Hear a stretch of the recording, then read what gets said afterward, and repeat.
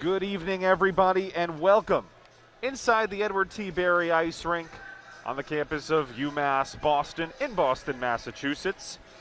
NEHC time again for your UMass Boston Beacons. This time on the women's side. We had a thrilling doubleheader last weekend for the men, including a win over the 6th-ranked team in the country, the Babson Beavers. This time, it's the women with an opportunity to do the double at home. Tonight, it's the Herons of William Smith College who made the very long journey out from Geneva, New York. It's about 6 hours, but when you get on a bus, add in the equipment, anything that gets in your way, a couple of stops, it ends up being a 7-8 hour journey from Geneva, New York, out here to just south of Boston, Mass. My name is Mason Stauff alongside Matt Meisenbacher. It's going to be a good one. You might look forward a little bit to tomorrow and an elite matchup against Elmira, but obviously you can't overlook the Herons. And you have two teams that it doesn't always say on paper what these two teams look like, but there are some eerily similar parallels between William Smith and UMass Boston. Very, very similar. And you look at the rosters, and it's really, usually we see a blend of 4 different classes. We have both rosters with an abrupt younger generation and older generations. And then you look at the coaching staff, both in their first seasons, both hired in relatively short form before the season started. So eerily similar on both sides of the puck. You can tell by the records, also very similar. UMass with a slight edge there.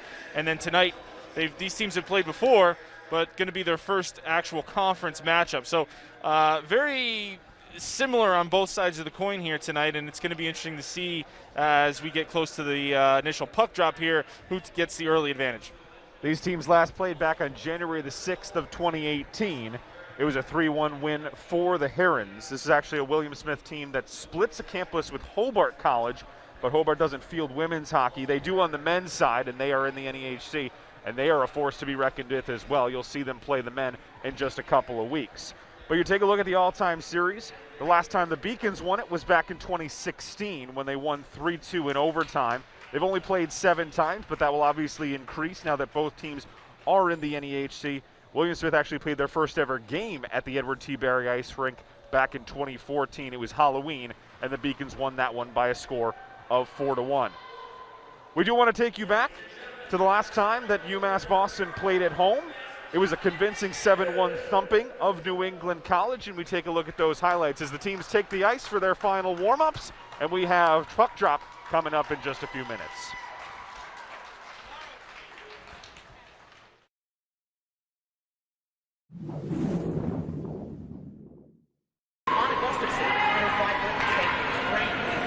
Wheeling around the skating left and right-handed shot. Snap! Just like that.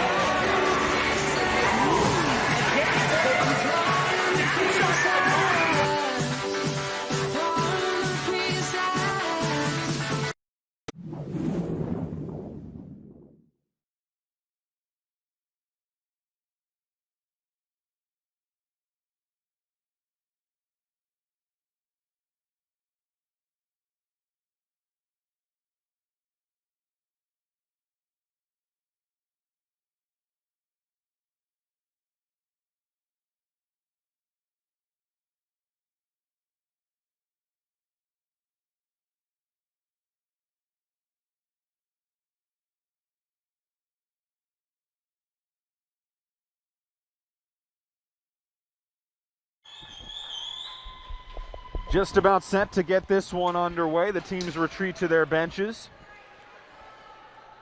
We'll take a look at the starting lineups. It actually looks like the Herons are throwing out an interesting lineup, Mizey. Putting out, at least announcing anyway, their third line offensive attack with their second line defense with Emily O'Rourke, Mia LaPlante, and Mackenzie O'Neill, left wing, center, and right wing respectively up front, with Ava Cornforth and Sydney Lester announced as the starting defenseman, with Annie Hauser in goal. So interesting you see that. Doesn't necessarily mean too much in the grand scheme of things, but already trying to throw a little bit of hitch into the styles in terms of which lines match up with which lines, at least at the start. They were the ones who loaded the bags into the bus. So coach said, if you take care of that, we'll start you. No, it's interesting. Third line, and usually tendencies, first, second line, the Beacons you see starting their second. It could be a lot of things. Maybe a good week at practice, right? It could be a lot of things it could be. But really, not too much, because usually that first shift only lasts about 30 seconds anyway. Meanwhile, for UMass Boston, nothing unfamiliar about their starting lineup, with Gustafson, Ryan, and Leffler left to right in the attack, Jane Ann Drill and Addie Buddington left and right in defense, and Victoria Kennedy in goal. We are underway between the Herons and the Beacons. Leffler flips it in there deep, tracked down in there by Gustafson as it gets around the near boards. Herons try and track it down. Leffler is going to win that puck. Centering pass out in front, gets in behind. Brought under possession by Emily Rourke for William Smith. Battling in there as well with her is Ava Cornforth. Leffler comes out, centering pass out front. They can't keep it in the zone, and it gets back out into neutral ice for the first change. It's a nice look there by Leffler. That puck got through all the way back to her D, missed both the center and the defenseman there and out of the zone. Trying to chip it in there, Kaylee Kozik. Cleared by William Smith, but trying to keep it in there on the blue line, but just having it squeak over into neutral ice were the Beacons. Brought under control, Burum tried to contain it. Instead, it's knocked in there by Kozik. Continuing to battle for those 50-50 pucks right inside the red line. First attack for William Smith. They gain the zone, flipped in there. Kennedy makes the save, rebound out front, swing and a miss on the first one from the Heron. Chipped up high, but goes over the net from Emily Martino. And circled back in by the Herons. Going in to collect, Sydney Foster. She flips it over the top. Collected. Kept in there. You see the official waving away any kind of an offside, as this one did not get out of the zone, but now it does. William Smith has that last defenseman back, able to collect. It's Mary-Kate Martino. She tries to get it in there, but it just squirts back out, back across the red line, and remains in neutral ice. 4 players battling just below us on the near boards. It makes its way out where it's collected by number 27, Corinne Tretchell. 2 minutes gone. We talked about this a little in the pregame. Captain for Hobart there, number 14. William Smith? Yeah, I'm sorry. Yeah, hopefully that's the only time I make that mistake tonight. But senior defenseman captain, we noticed her point total is pretty impressive for a defenseman. Going to be somebody to watch tonight. Emily Martino. Remember, William Smith and Hobart do share a campus out there in Geneva. So I'm one and done with that, Mason. That's it. I knew I was going to do it once tonight. I got it done early. Now I'm good. Perfectly all right. Kept in there nicely by the Beacons. Tried to center the pass out front. Gabby Schatz, number 14. Furthest back on this right side. Trying to keep it in there if it ever gets out to her. It does not. It's brought into neutral ice by the Herons. Gaining the offensive zone this time is Taylor Aitor. It's good D. Aitor gets spun around nicely.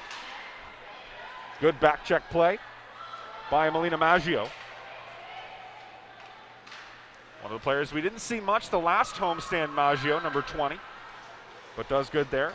Actually, couldn't tell if that was Maggio or Lopopolo. I think you had it. I think it was Maggio. Sometimes those jerseys get tucked in deep and you can't quite tell. You got the 0 easily, but not quite sure if it was a 1 or a 0 out front. But either way, good defensive work. And UMass Boston playing the William and Smith Academy prep school team, prep school all-stars. You take a look at the roster, we only found one girl that wasn't coming from directly from a prep school, right? Give or take. It's certainly an interesting built roster. We talked about in the early going, Mizey, Between these two coaches, both who were brought in very late to take over their respective squads. In fact, the last time we called a game, Danielle Blanchard was by herself. Now she adds Kayla Friesen onto the staff, so building as the season goes along, now has some support to do some of the more administrative things so that the coach can do what a head coach does and build on the recruiting trail and all the other things that you have to do that you can't do with just a one-man operation. This one lost inside. There was a brief look where it looked like Gustafson might have the edge, but misplayed the puck and it squirted in deep behind the goal. I thought she was on a break there. I did too. Yeah, couldn't corral it in time, but she definitely had the look. This one brought into the offensive zone of the Herons and covered up nicely. Shot came in that time from Mackenzie O'Neill, the forward from Wellesley. But as you talked about, adding that second set of eyes there for Coach Blanchard, and there's just things that happen throughout the game. You can only watch and view so much, right? If I'm watching my forwards on a shift, obviously I can't be watching the D at the same time, and so the second set of eyes there can help pick up on things that, only one coach might miss. Kayla Friesen joining the Beacon staff, a graduate last year of Clarkson, which is a traditionally strong hockey school, both on the men's and women's side. So adding to the outstanding pedigree, of course, Coach Blanchard coming from the absolute gauntlet that is SUNY Plattsburgh, where they just continue to churn out national championship after national championship, and they were number one as usual coming into the season as well. 4.5 minutes gone. We remain scoreless. Kennedy's touched the puck a couple of times. Haven't seen too much on the opposite end from Annie Hauser. William Smith has the puck in their possession. Trying to dart around Mary-Kate Martino, first line center back out there. And Martino is one of the three alternate captains with Elisa Canny, second line center, and Taylor Aitor. A couple rebounds so far from Kennedy. She's got to tighten that up a little bit now. 2 shots that I've seen have been kind of left in that slot area. This one moved right out top, able to keep it in the zone. Coming up defensively, Tiffany Foster to keep it in to the defensive zone for UMass Boston. Skating around and collecting things this time is Juliana Gong. And Gong heads to the bench, cycles back in deep. Moves it to the right point. William Smith maintaining an extended period of possession right here. This one knocked out in front. Closest player to it, Izzy Friedman. But she was unable to direct it on target. How long has this possession been inside the blue line for UMass Boston, though? 45 seconds, a minute? Easily. William Smith treating this like a power play, how long this possession has been, and it only takes that takeaway to finally end the threat, though. It's going to be an icing. Oh, she got there. She did. Wow. Credit to her. The referee had his hand up for a while, and usually you do that with the understanding that the defenseman should get there first and just ice it. But good alert attacking. And here's an extended period score! The alternate captain finishes. Just got to figure out which one it is. I think Ryan's first through, but Driller was celebrating. Now I don't know. It was either 25 or 26. I think it's Drill. I definitely think it was. She was the one that got swarmed, and it definitely had an A on the shirt. Okay. So Leffler has the C, Jane Ann Drill the A. So I believe it is Jane Ann Drill who gets her first goal of the season, which would be her 4th of the career. Well, it's not going to show up on the stat sheet, but McDougal actually creates that play by beating out the icing. And she got there just in time. The icing was waved off, and then they went in attack mode. The puck was laying out in front, and Drill, we got a 2-on-1 coming down the other way. This one knocked out in front. Pad save right side. Nicely knocked behind. If you're going to spill it behind. It wasn't really spilled. It was blocked behind purposely there by Kennedy. But overall, won't show up on the stat sheet, but McDougal makes that play, folks, and without her beating out that icing, that play never happens. A nice effort from Ryan and from Drill to finalize, but really liked what I saw there from McDougal to get it all started. So they did credit Kelsey Ryan, at least initially. She got a piece, maybe. That was interesting, 25-26, and they both celebrated this at the same level. I wasn't sure. Usually, it's a giveaway based on who's got the heavier celebration. Right. Well, and if it is Ryan, then that is 3 on the season for her. Jane Ann Drill does get her first point regardless, whether it's a goal or an assist, but either way, it's 1-0. This one pinned up against the far boards. 12:43 to play, opening period. William Smith and your UMass Boston Beacons in NEHC action on this Friday night. Trying to face it out of there. Burum chasing it back in there deep is Margot Butters. Butters normally in there extensively on power play attacks as well. She loves to launch them in from distance. She got a goal that way a couple of weeks back in their last homestand. Confirmed from sources, Kelsey Ryan's goal. So Kelsey Ryan from Jane Ann Drill, but in the end, not too surprising that the players with the letters on their chests connecting for the opening goal. Yes. And a great play. I mean, that's one I think the goaltender there might want to have. I didn't get a great angle on how that beat her, but it did seem as though based on her reaction, she might want that one back, Hauser.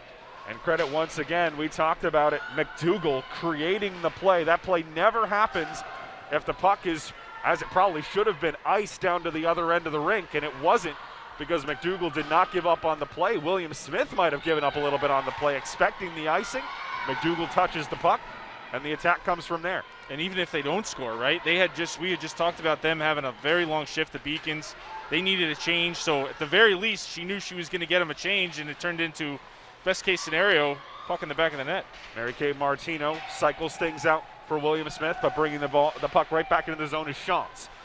Directs it around and heads to the bench, it looks like, for a clearance. Nope, she's going to stay in there because the puck immediately gets centered right to her side for Juliana Gong. Gong does flip it in deep. Giving chase for it is number 20 in white as well, Maggio, out there for another shift. Just over 8:45 gone in the opening period. 1-0 on the Kelsey Ryan goal in the feed from Drill. Maggio tracking her attacker around the boards. Gets it into the short corner area. Shot comes in from distance. Kennedy saw it late, but was able to stick out a pad and make the save. Yeah, that's her best on the night there. That was the slap shot from in close. Came from the stick of Tiffany Foster, who has to track back here. Potential breakaway opportunity, but no, it is an icing. And I have the same reaction as you because she got there first. I don't understand that. McDougall beat that one out too. She should be 2 for 2 on that. I don't really get how that was called an icing, to be honest with you folks. That looked pretty clear. Certainly am not sure how you can have the same play happen with two different results either. Yeah. Interesting. Herons trying to win the faceoff. They do so. Ooh. That was a tough angle. There was no way that Kennedy was seeing that. That was a little bit of a nifty shot from Mackenzie O'Neill through traffic, and Kennedy got lucky as it just sailed wide. Kept in at the left point. Directed back into traffic this time by Lauren Jackson. Jackson waits for it. Just does the easy thing, snaps it back into the defensive zone of UMass Boston. Official gets in the way. A little bit of a collision between McDougall and the official on the far side of the ice. Kept in there. Another long offensive possession. It really does feel like UMass Boston's playing almost penalty kill defense, and now they have a player down because of the heavy hit into the boards. Hopefully she's okay. Can't get the number on it yet, and she is down hard. It's Wilbert. This has to be frozen. Yeah. And it is. Yeah, this isn't good. Looked like she stumbled, didn't necessarily look at any heavy contact, but she hit the ice first and then the head went into the boards. And luckily can't necessarily see at that camera angle. That's not pretty. Do not want to see that one again. Hopefully she's all right. Yeah, it was interesting because it looked like she was trying to get up and then, fell again. The training staff is out there now. It's one of those things. Again, it wasn't immediately head into boards. It was body into ice, then almost stumbled into the boards and just wasn't even able to brace herself. This is not the part of the ice where it's the cement backing, but still, there's no cushion whatsoever at that part of the boards. And a lot of times it can just be maybe getting the wind knocked out of you, or you get stunned a little bit. Hopefully it's not as serious as it looks. They haven't called for any backup yet, which is good, and it does seem like she's getting up. Well, she's certainly dizzy. I'm not quite sure, and it's hard enough to get off of a basketball court. You got ice skates on, so hopefully she's able to kind of just get her bearings down. For those watching, it is Katie Wilbert, but she is up on a knee so far, and does seem like she's getting her breath back to her. It doesn't seem to be too serious. We don't want to speculate too much, but the training staff doesn't seem too concerned to the point where she's not calling for any backup, which is a good sign. And now Wilbert is up on her feet, so hopefully just stunned more than anything. Sophomore from Pittsburgh makes her way off gingerly with the support of Jane Ann Drill. So, yeah, that was just, and nothing malicious there. No. That was just a battle in the corner and some loose footing. And if you go in a little awkward like that, this can happen. This is part of the sport. So hopefully for Wilbert, she's all right. She's being helped off by a teammate right now. And, again, don't want to speculate as to what that injury might be, but she does seem to be able to have some footing underneath her, which is a good sign. Certainly looks phased. I would guess number one is concussion protocol, and at least that is exactly what it looks like in terms of the medical personnel just doing that initial evaluation. That looks like concussion type protocol, as she did go in face first, and now she's just sitting by herself and going to get some fluids into her. And yeah, just collect yourself for a minute there. And Coach Blanchard, I can appreciate that, a word with the refs, just to take an extra minute. You want to let things settle. It's always scary when a teammate goes down, so you want to have your players settle in a bit. Beacons win the face-off, but it's kept in the attacking zone of William Smith. That's a nice pivot inside. Traffic out front, blocked by a defender. But again, William Smith, there's far too much space there being allowed at the perimeter. Yeah, right before the injury happened, Mason, I was going to say it does seem like the Beacons are chasing a little bit. They're not anticipating where the puck is going. They're trying to go where the puck is about to leave, and that's what happens. If you get into the defensive zone and you're chasing too much, it's very, very tough to break out of it. You've got to have better anticipation. Beacons trying to maintain some offensive looks of their own. They have the 1-0 lead on Kelsey Ryan's goal. Player goes down on the boards. That was Kaylee Kozik. Taken out of the zone by the Herons, but tight to the boards. Teams try and make a change as it's sandwiched up against them. Oh. This one comes in, a little splitsies. Goes the goaltender. Burham with the shot. Able to make the save, Annie Hauser. Haven't seen her involved too much outside of taking the one puck out of her net. Yeah. But had to go splits there to make the quick save. Not sure how late she saw it. The reaction was definitely late. Without a doubt. She got just enough of it to get it wide. Didn't miss that far post by much. This one possessed by Mary Kate Martino, the senior. Finds a teammate. It's Annabelle Ziskin, 22 in green. Herons turning through the middle, trying to go across the ice. It's cut out nicely and taken out of the zone and flipped back into the defensive third, but not far enough where they could do as much of a change as they wanted to. Couldn't get everybody off. Again, kept in at the blue line by William Smith. Takes a deflection.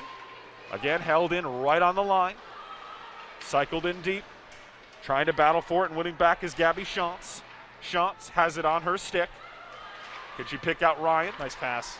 That's a very nice cross-ice pass. And she picks out the run on that far side. Getting in there, but dispossessed initially was Gustafson. We've seen Gustafson make a couple of nice runs, and it seems like the puck has just gotten kind of caught under her feet. Yep, a couple times at least. Shantz steps up quickly on the forecheck, forces it back in. Taking it back and reversing is Leffler. Centering pass, not quite where it needed to be. It goes behind around the boards.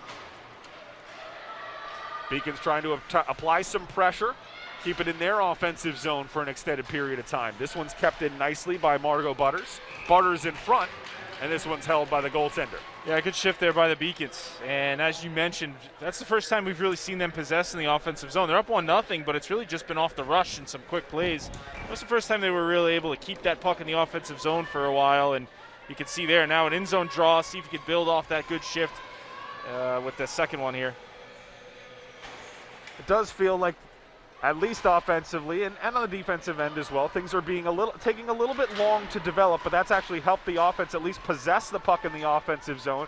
It almost feels like we've seen almost power play style attacks in terms of possessing. You don't usually have the opportunity to pass around the points in the perimeters like we've seen for both sides. Keeping it in without a lot of pressure. Oh. This one comes in traffic. I think it's been saved by the helmet. Yeah, she didn't see it. Oh, and in front, and that's another save. That time it was point blank by Kaylee Kozik. And for the second time in as many shots, Annie Hauser, not sure how much she knew about it, was able to get the body in the way and make the save. Yeah, 2 good stops. Absolutely. The first one off the helmet. And again, she's picking these up late. We're going to get a penalty here. I think we're going to get a tripping call. It was a little bit behind the play. William Smith has pulled the goaltender. And the way that these attacks have developed, they might have a long period of time here with an extra attacker before they even get on the power play. Yeah, Britt Foster got hauled down. That shot goes wide. She's been around the puck, 23 for the Herons. Beacons have to get a touch on this. They're playing 6-on-5, and there they do. Let's see who gets the call. It was definitely a trip, and it looks like Butters is going to go. Not too much of a protest for it, so Margot's in the box. 2 minutes for tripping. Actually, it wasn't a trip sign that they called. What did they give her? Interference? Yep. I guess that's, if you trip, hook, slash, you're interfering. That's what I always laugh with no, regardless, right? It's 2 minutes. Yes, exactly. One isn't necessarily worse than the other. You're still sitting. There's always a new penalty, but at the end of the day, they're all worth, at least in the minor level, exactly the same. So Margot Butters in the box for 2 minutes, and if we thought we had some extended offensive possessions to this point for William Smith already, well, we might see a lot longer, unless UMass Boston clear. That one's nice.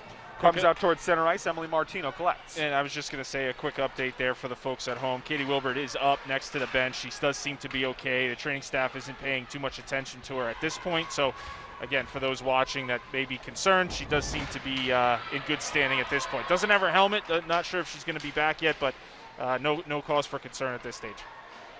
Certainly great to see as that one moves across. There's a lot of moving pieces and sounds and lights and everything inside a hockey arena. So if they were in concussion protocol, or at least thought it was something more serious, probably be in the locker room in a much more quiet, dark area. But she's out there supporting her team, and that's great to see. This one blocked out front nicely. Takes a flick up, a little bit unlucky that they were unable to clear their lines. 50 seconds remain on the power play. Shot comes in. Kennedy spills it out front, but spills it to a teammate, and the captain gets it away. 40 seconds remain on the man advantage for the Herons. Knocked up off the board, caroms its way down inside the defensive zone for William Smith. For all the attacks that they were generating on the even strength attack, not quite too many in the first minute and 35 on the Margot Butters penalty. I was just about to say, having a tough time entering the zone, and then good thing I held on that as Julia Gong went around 2 players, and I guess that still counts, right? The puck ended up coming back down. It did, and then the quick poke check and recycle for 5 seconds left on the power play. This has been disappointing for William Smith. They were possessing the puck much better in 5-on-5 than they were 5-on-4. Centering pass right in front. Kennedy makes another save. It's a great stop. That's a one-timer in close and was able to get the pads down. Boy, she's quick down low. She really, you get down in a hurry. Neither one of these goaltenders, very large. Both, 5'3". I was going to say 5'3", 5'4". So quick, very, very quick. What they lack in height, they make up in quickness. And you can see there with Kennedy, a great stop, getting that pad down and allowing her team to clear that rebound. Probably means going top shelf. If you can pick it out, probably the better option on the 2 goaltenders. Yes, that is the tendency with shorter goaltenders. However, with both these goaltenders have been tested up high so far and been able to make those saves too.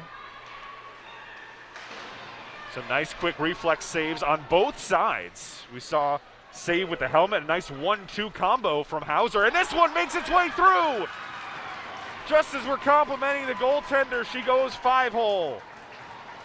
It's Britt Foster. It was just a wrist shot, and from the top of the circle, not really sure what happened there. Kennedy might have lost it off the blade because based on her reaction, I don't want to say it's a routine save, but that's one I think she wants to have back. And she was looking like maybe she thought she got enough of it or got a piece of it to deflect that wide. It wasn't the case. It was in the back of the net. Disappointing goal. But either way, 1-1, and Britt Foster, who we've mentioned a lot here tonight, ties this game up for William Smith. We've seen a couple of nice saves, but we've also seen some very late looks by the goaltender on both sides that have made semi-routine saves look a lot more impressive because of how late the reaction time was, and that's the first time we've really seen Kennedy caught out like that. Yeah, I think she just missed it. Based on her reaction, I think she just missed that on the blocker side. And, it's not like the catching glove where you can miss it a little bit and still get, most of it ends up in the netting, or the webbing rather. If you miss it on the blocker side, it's a little bit more difficult to recover. They did not call icing there. Beacons were looking for it. No whistle, though. This one possessed now by Katie Leffler. Finds a teammate. Knocked in there deep by Gustafson for a line change. 2:35 to play in the opening period. We're knotted at 1 between William Smith and your UMass Boston Beacons on this Friday evening. Mason Stauf and Matt Meisenbacher here inside Edward T. Berry Ice Rink. Both teams playing fairly similar brands of hockey. William Smith possessing a little bit more, but two similar, fairly even teams on paper, and the scoreboard reflected as such. Should be an icing, and there it is. Yeah, I'd agree with you. I think learning on the fly has been a common phrase for us in describing the Beacons, and I think you're seeing a lot of that with William Smith as well. They're in a similar scenario with a new coach and a younger crop of players coming up, and really two teams that emulate each other, both on paper and on the ice. Not sure exactly when William Smith got in. This is a 6 o'clock game, but we mentioned that is not an easy trek to come out from Geneva. It's somewhere between a 6 and an 8 hour trip, depending if he gets a bus. So it's definitely not 6. It might be 6 in a car. It's not 6 in a bus. No, I wouldn't think so. So somewhere around 7-8 hours, stopping Yep. for some food along the way. So by the time you get there, it's not exactly easy to stretch out and get your legs warm on the bus. They seem to travel well. There's some green in the building here tonight. Absolutely. Move to the right. All the hockey community is as tight-knit as any community, so the family and friends, you don't want to miss a chance to see your team play, and hey, why not visit the beautiful city in Boston in the process? Spend a weekend, exactly.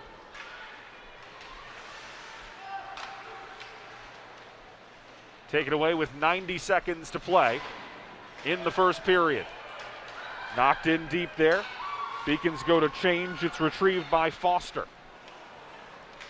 Long cross-ice pass, but right on the money to Britt Foster. My apologies. I think it was calling her Bree. It's Britt.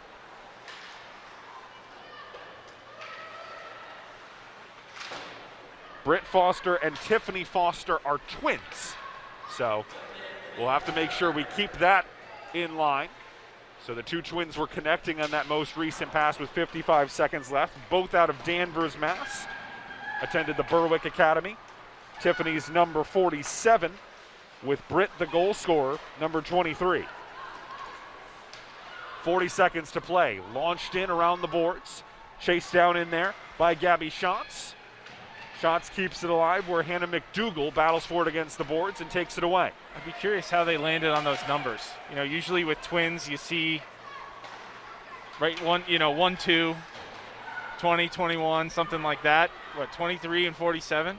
I feel like there's certain players who are like, what's the highest number you have? Right. Like, we go up to 42, but we Right. have this random 47 jersey in From the back. years I'll ago. take that. Yep. Yeah. This one's centering pass out front, and Kennedy's able to grab it in the glove with 4.8 to go. But I'd be curious about that, right? You know, I'm trying to think of twin pair, 23 and 32. I don't know what the Sedines were. No, I don't either. But usually it's some, combination of that, and I'll have to find out.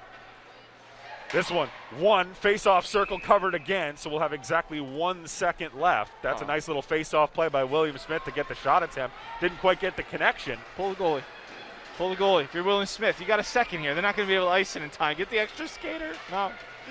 I would. I would tell you right now, anything under 3 seconds, I'd risk it. I think it's a good risk reward, right? To get the extra skater for that time. I don't think it's physically possible to get it down ice, so I'm kind of with you. Yeah. But at the end of the day, 20 minutes in the books, 1-1 the scoreline. Still a little bit of a feeling out process in this game. Both teams just trying to test the waters a little bit, see what the other team's going to bring at them, and they've kind of welcomed the pressure a little bit. Yeah, maybe too much so. A little bit, yeah. Not a ton of pep and energy from either squad. I thought it was a pretty vanilla period on both sides. You know, the Beacons were able to generate a little bit of offense. They haven't really possessed it that long in the offensive zone. It's been mostly defense, but on the one rush they did generate, they were able to score on it. For William Smith, it was the opposite almost, a lot of possession. They were in the offensive zone for most of that game, and then, you know, they were able to sneak one by Kennedy. I think she wants that one back. I think she was pretty disappointed that one found the back of the net, but even still, it's a 1-1 hockey game and pretty even on both sides. We are at the first intermission. UMass Boston 1, William Smith College 1. We take a brief break from hockey to turn our eyes to basketball. So we have a very important event coming up on the other side of the Thanksgiving break. It'll be the Black Coaches Classic, as we'll feature coaches from UMass Boston, Tufts, Leslie, and Brandeis in that 4-team tournament. And we take a look as we talk to all 4 of those coaches as they discuss the event on why it is so important to have. Let's take a peek.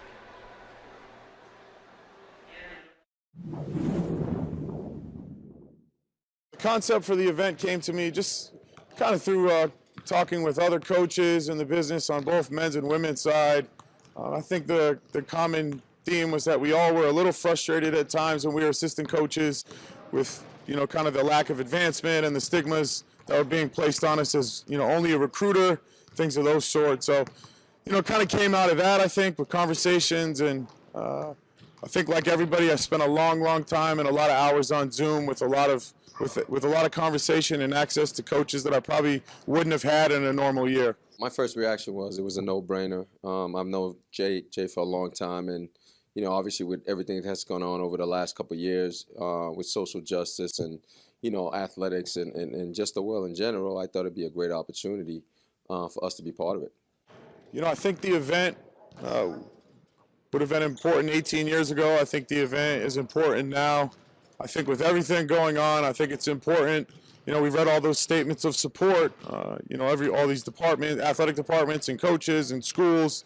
So I think now it's time. I think it's important just because there's an attention on it. You know, unfortunately, due to, you know, recent events in our country, it's, you know, brought an awareness and has opened up some eyes and ears that maybe for a little while was a little bit dormant. So I think it's just important to capitalize on that attention that's currently there, and again, do it in a way that celebrates as opposed to, you know, something that's, you know, pointing a finger. And we just got to keep that momentum and, you know, keep getting our stories out there and getting our faces out there and just normalizing it, honestly, so that people could see that, hey, these guys are getting it done. You know, maybe that'll open the door for some more down the road. We're not shying away from the issue. I think that's really the main thing. It just, like I said, it shows some type of recognition that there are places that, you know, are giving Black coaches opportunity.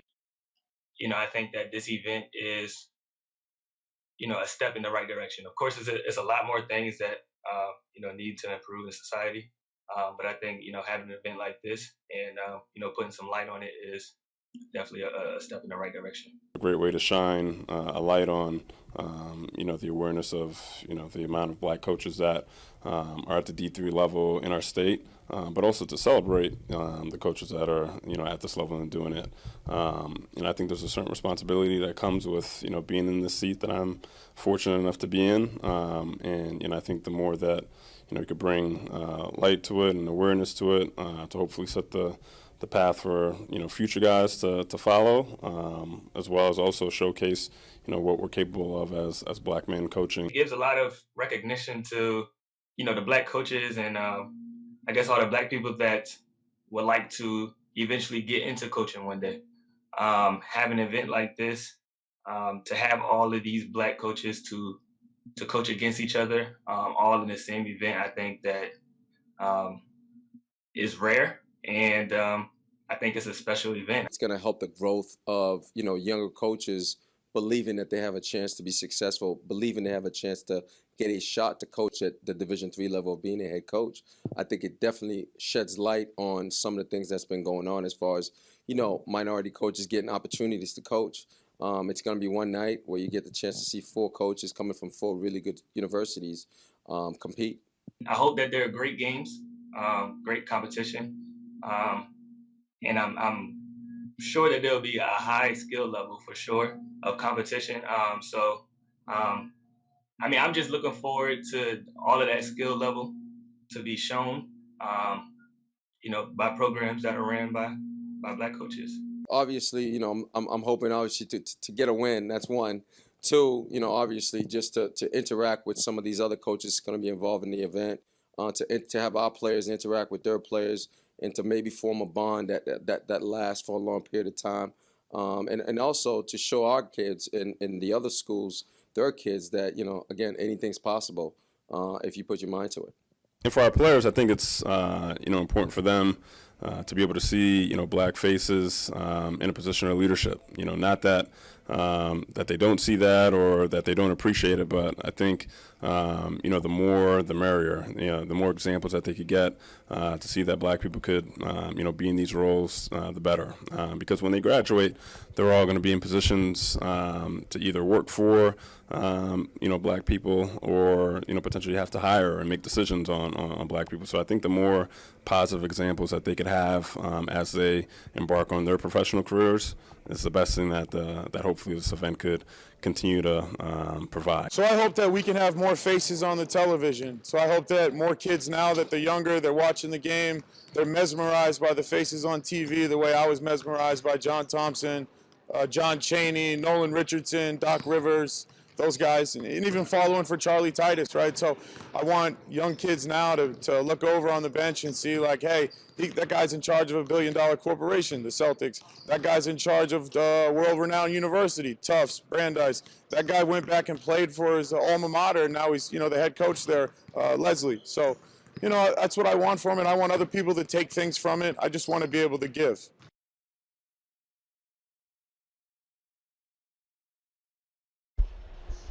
And we welcome you back inside the Edward T. Berry Ice Rink. So important. We talk about the upcoming Black Coaches Classic. That'll come up next weekend. It's crazy to think it's already Thanksgiving week, but that'll come up next Saturday. We feature those outstanding coaches across multiple different conferences, multiple different schools, but all with one goal: to bring awareness to how important it is to have the diversity on the coaching sideline. We take a look for some stats from that first period as UMass Boston and William Smith playing it fairly tightly. You can see the shots 13-9 in favor of William Smith. The saves 13-8. Kennedy making 13 of them. Face-offs were even. Power plays just the one for William Smith. They didn't generate anything off of it. But at the end of the day, it's just the first period. Stats don't really tell us too much, but we were talking about it, Matt, and at the end of the day, we want to see a little bit more urgency, I would say, from UMass Boston come out in the second period. Yeah, they just got to have more energy. I thought both teams looked a little slow, a little lackadaisical. None of the passes were that crisp. Players playing with their head down, a little hot potato. They get the puck, they just kind of fling it to an area. It was really on both sides. I think that's why, we didn't see too much offense. A little bit, a lot of possession time, but really not a ton of grade A scoring opportunities. So I would say on both ends, that's something the coaches want to address.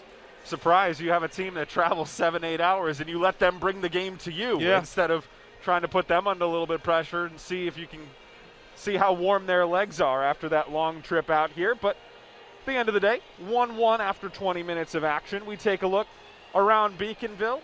Not a lot going on tonight, but plenty tomorrow. Men's hockey is going to start at Hobart. Remember, Hobart and William Smith share a college, so the women's team from William Smith heads out here, while our men's hockey team heads out to the joint campuses of Hobart and William Smith. And it's the number 6 team in the land hosting your 15th ranked men's hockey team after they knocked off Babson, who was at the time the 6th ranked team. Puck drop will be taking place in just a few minutes at 7 o'clock. Then tomorrow, women's hockey will host Elmira here at 3. That'll be a huge matchup. Elmira is definitely a team to watch. Men's hockey will be at Elmira tomorrow at 4. Women's basketball will just take the short trip out to Wellesley at 4 o'clock. And men's basketball will take on Colby Sawyer out of the Great Northern Athletic Conference at 7:30 p.m. We also want to look ahead to what's coming up for this team. We talked about it, Matt, in the opening. Elmira might be the highlight reel game of this weekend, but William Smith cannot be overlooked, and then they will go out of conference because it's Codfish Bowl time, and they'll face Trine University at 12 noon before facing off against either Bowdoin or Stevenson just after Thanksgiving in the second round. You played in some Codfish Bowls. It's a big deal here at UMass Boston. Yeah, I got yanked. I had too much turkey. I gave up, I think I gave up like 2 on 5, and that was the end of my Thanksgiving tournament. I remember that vividly. No, it is. It actually, and you know what? It's funny, but it is true. Like, that was something the coaching staff addressed. Like, hey, we have a tournament, okay? We know we want you to celebrate and have a good time on Thanksgiving, but, you know, let's be reasonable. I guess I had too much turkey. I don't know. But it is always fun. It's a codfish. You know, most people, I don't know, may or may not know, but on the men's side, it's the oldest hockey tournament besides the Bean Pot. So it comes in two. Codfish Bowl on the men's side won't actually be until closer to New Year's. So They play the women's tournament just after Thanksgiving, the men's tournament right around Christmas time. Either way, you're going to be stuffed with way too much really good food and spoiled by your family and friends, hopefully. But both the Beacon men and women trying to get their first Codfish Bowls since they both won it back in the year 2014. We do want to take a look at some first period highlights. It was a kind of slow developing period, but we still have some highlights.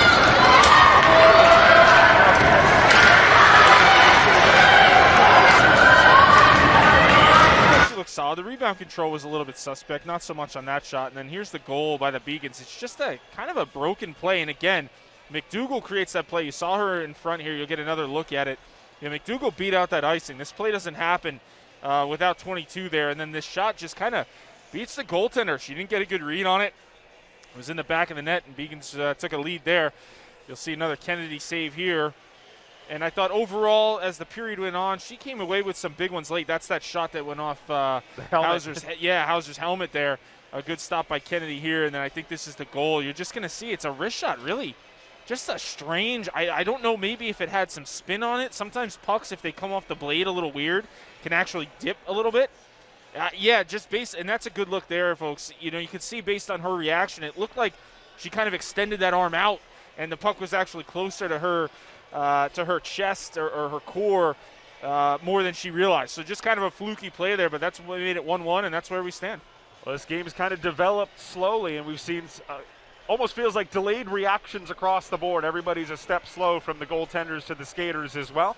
Hopefully that changes in the second period as the teams begin to make their way back out toward the ice. We'll take a brief pause, come back with just under a minute to go until we start the second period of action. It's 1-1 between your Beacons and the Herons. Paris changed my life, and I got there through UMass. Those very specific seminal moments in Paris, the subway. A man in a tuxedo walked in, and a woman in a long gown, and it was stunning. It all hit me. It was like a lightning bolt. There was this world of beauty and style that I wanted to be a part of.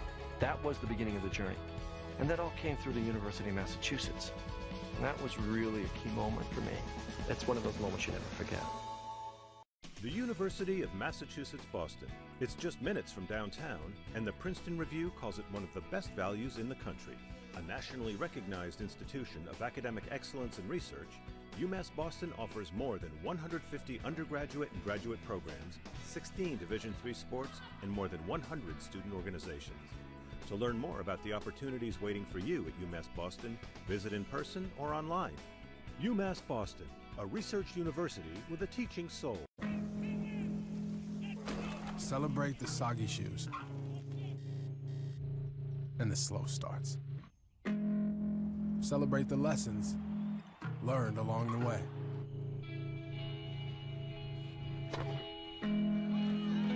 These are the wins. Not the shiny nail-biting kind. These are the last a lifetime kind. Something I discovered in myself is that if I have a goal, I can accomplish it. The well-rounded experience. At a Division III school, you primarily a student athlete, so the school is really shaped around you developing yourself as a complete individual. It helps a lot that you have a family with your team that can guide you.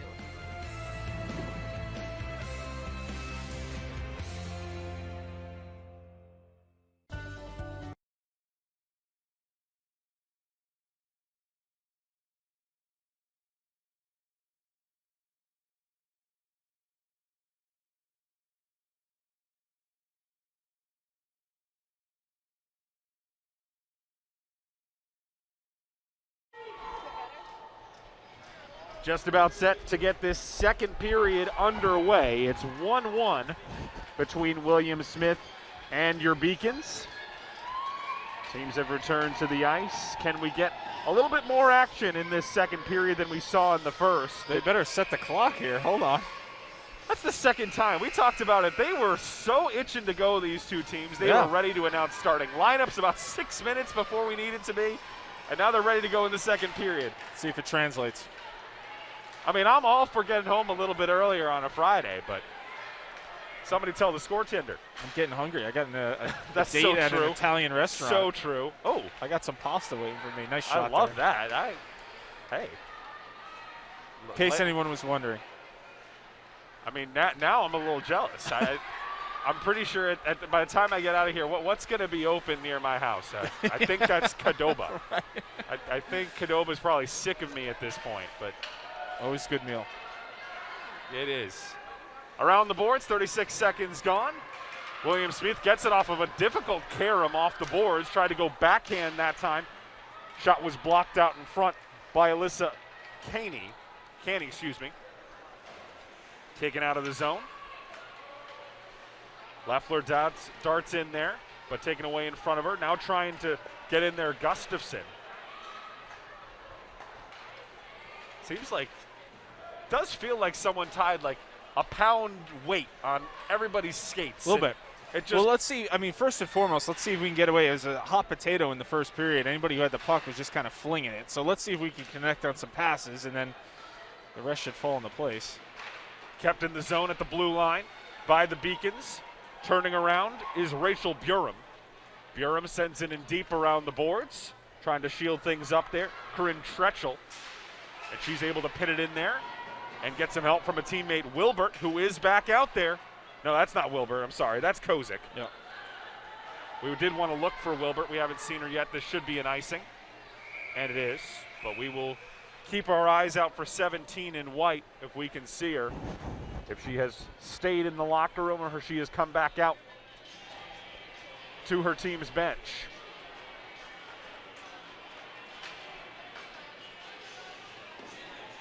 Beacons have the offensive zone face-off, left face-off circle.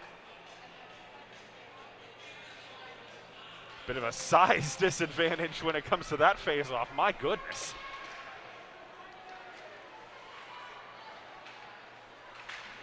Battling for it. Ooh. Player goes down.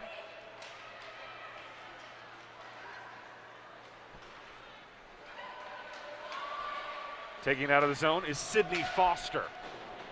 Knocks it in there behind the Beacon goal. Try to track things down. Shantz circles back toward us on the near side of the ice. Clears the zone into neutral ice. Retrieved at the red line by Tiffany Foster. And I did misspeak earlier. They're triplets, the Fosters. Come on. Yep. There's another one. We missed one? Yep, Sydney Foster. Sydney Foster, Jeez. Tiffany Foster, and Britt Foster. Oh, my goodness. Forgive us. All sophomores, all from Danvers, all attended the Burbank Academy, all playing for Williams. What's the third number? We had 23, 47. What's the other one? 5. I got to know what the heck's going on. I got to know who made these number selections. Now we just need to get them on the line together, just so I can not get the name wrong. Well, you can't, yeah, right. Foster, it's a win every time. This one's circled out, taken down by Taylor Aitor. Taken off of her stick, and Aitor has to retreat. Crossing pass. Just sent in to allow a change for UMass Boston. Get the captain's lines back out there. Chasing things down and trying to dispossess. Oh, they're going to call that? I'm with you. They're going to For call holding? a hold? All right. Jeez. I mean, she's just moving the stick out of the way. I agree with her. I think she's saying that to the ref. I'm just moving. That's a really weak call, folks. I don't know. Drill's making a play with the puck behind the net. She uses her free hand to kind of move the defender's stick out of her field of play, out of her path. I always feel called for a holding. I always feel like if it's going to be a hold, it needs to be just as aggressive as the official signal of a hold. There's got to be some kind of pulling action. It's true. When the official signal of the play is more aggressive than the actual hold itself, don't call it. That's a tough call. Yeah, that's really, you don't see that too often. That's calling it real strict. So 5-on-4 hockey. We'll see if William Smith can do a little bit more than they did their first power play, where they had a hard enough time just gaining the zone. I'm curious. I just didn't really. I don't. Still puzzled, are you, Mizey? Yeah, that play happens. I don't know how many times in a hockey game, and to get a hold there, that puck didn't miss by much. Martino circling all the way around. Beacons are not applying a ton of pressure, and it looks like another penalty. There's going to be another one. Yep. Is it Franciscowicz is going to go? Yep. It's Franciscowicz or Ryan? One of the two. Yeah. Oh no, Buddington? Yeah, it's Buddington. Yeah, it's Buddington. That's a PK defenseman too. That's tough. So a 5-on-3, and you just lost. I think Drill can kill penalties too. So you've got two defensemen, one of which definitely both of them. I see Drill out there. You lost your top line defense. Pretty much. It's Jaynan Drill, your left starting defenseman, and Addie Buddington on the right. And they both kill penalties. Yes, they do. So a minute and 20 of 5-on-3. This is going to be a momentous kill if UMass Boston can find a way to keep this one out of the goal for the next minute and 5 on the 5-on-3 and minute 44 on top of that. That puck's got to get out if you're Kozic. Nice save. That's beautifully done by Kennedy, and get a whistle there. Yeah, take a change. You have to change. Yeah. Oh right, yeah. There we go. But if you're Kozic, you finally get the puck, and then you just kind of keep one on the ice right back to the D. You just can't have that on a 5-on-3. She's got to find a way to get that puck out of the zone. Well, we've seen even in 5-on-5 a lot of UMass Boston sinking very deep to their goal. Now they might not have a choice in the 5-on-3, but they can't get sucked in so deep that it's basically a penalty shot time and time again from the point against Kennedy. I like the diamond that they've been able to create, or the triangle, I guess. Diamond, if you want to include the goaltender. That's beautifully centered away. Yeah, the one thing on a 5-on-3 is you just got to try to always allow your goaltender to see it. The last thing you want to do is screen your own goaltender, and there's that tendency, like you're talking about, when you collapse on top of her to take her eyes away. That's offside. That's one thing you want to try to avoid is inflicting self-harm, but speaking of self-harm, William Smith, there's no reason to be offside, gaining the zone. The defense is just sitting back waiting for you, and you go offside on the attack. Yeah, it's sloppy play. We saw a lot of this in the first period as well. That's a big face-off win. Just got to clear it down ice. Beautifully done. It's held in just back of the red line by number 2 in green, Lester. And they're going to need her speed, Liz, on this PK. She can really move around. A good stop there, no rebound. That's 2 on this penalty kill, where Kennedy's been able to hold, and just like that, there's only 13 seconds left on the 5-on-3. So they are very close to doing the hardest part, which is surviving the 2-man deficit. They will still have, if they do fend off 13 more seconds, 41 seconds of 5-on-4 hockey. This one deflected in front. Way to get your body in front of it, Kozic. And she gets it out of the zone on top of it. There's McDougal on the block there. But a nice effort regardless. And Kozic went down ice after she made the play, but she and McDougal, and it is Kozic this time, definitely. Kozic, potentially a shorthand opportunity. Ooh. Wow, how about that? A little, hey, how are you? Right around the defenseman, and then beat Hauser 5-hole on the goal, and what a surprise. The girl who leads the team in points gets a shorthanded goal.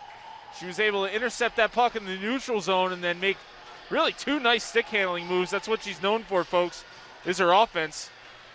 Great play by Kozic. The Wexford, PA native gets her 3rd of the season to go along with 4 assists for a total of 7. And boy, does that have to be disheartening for William Smith. That's a huge goal for the Beacons and just devastating if you're a Heron.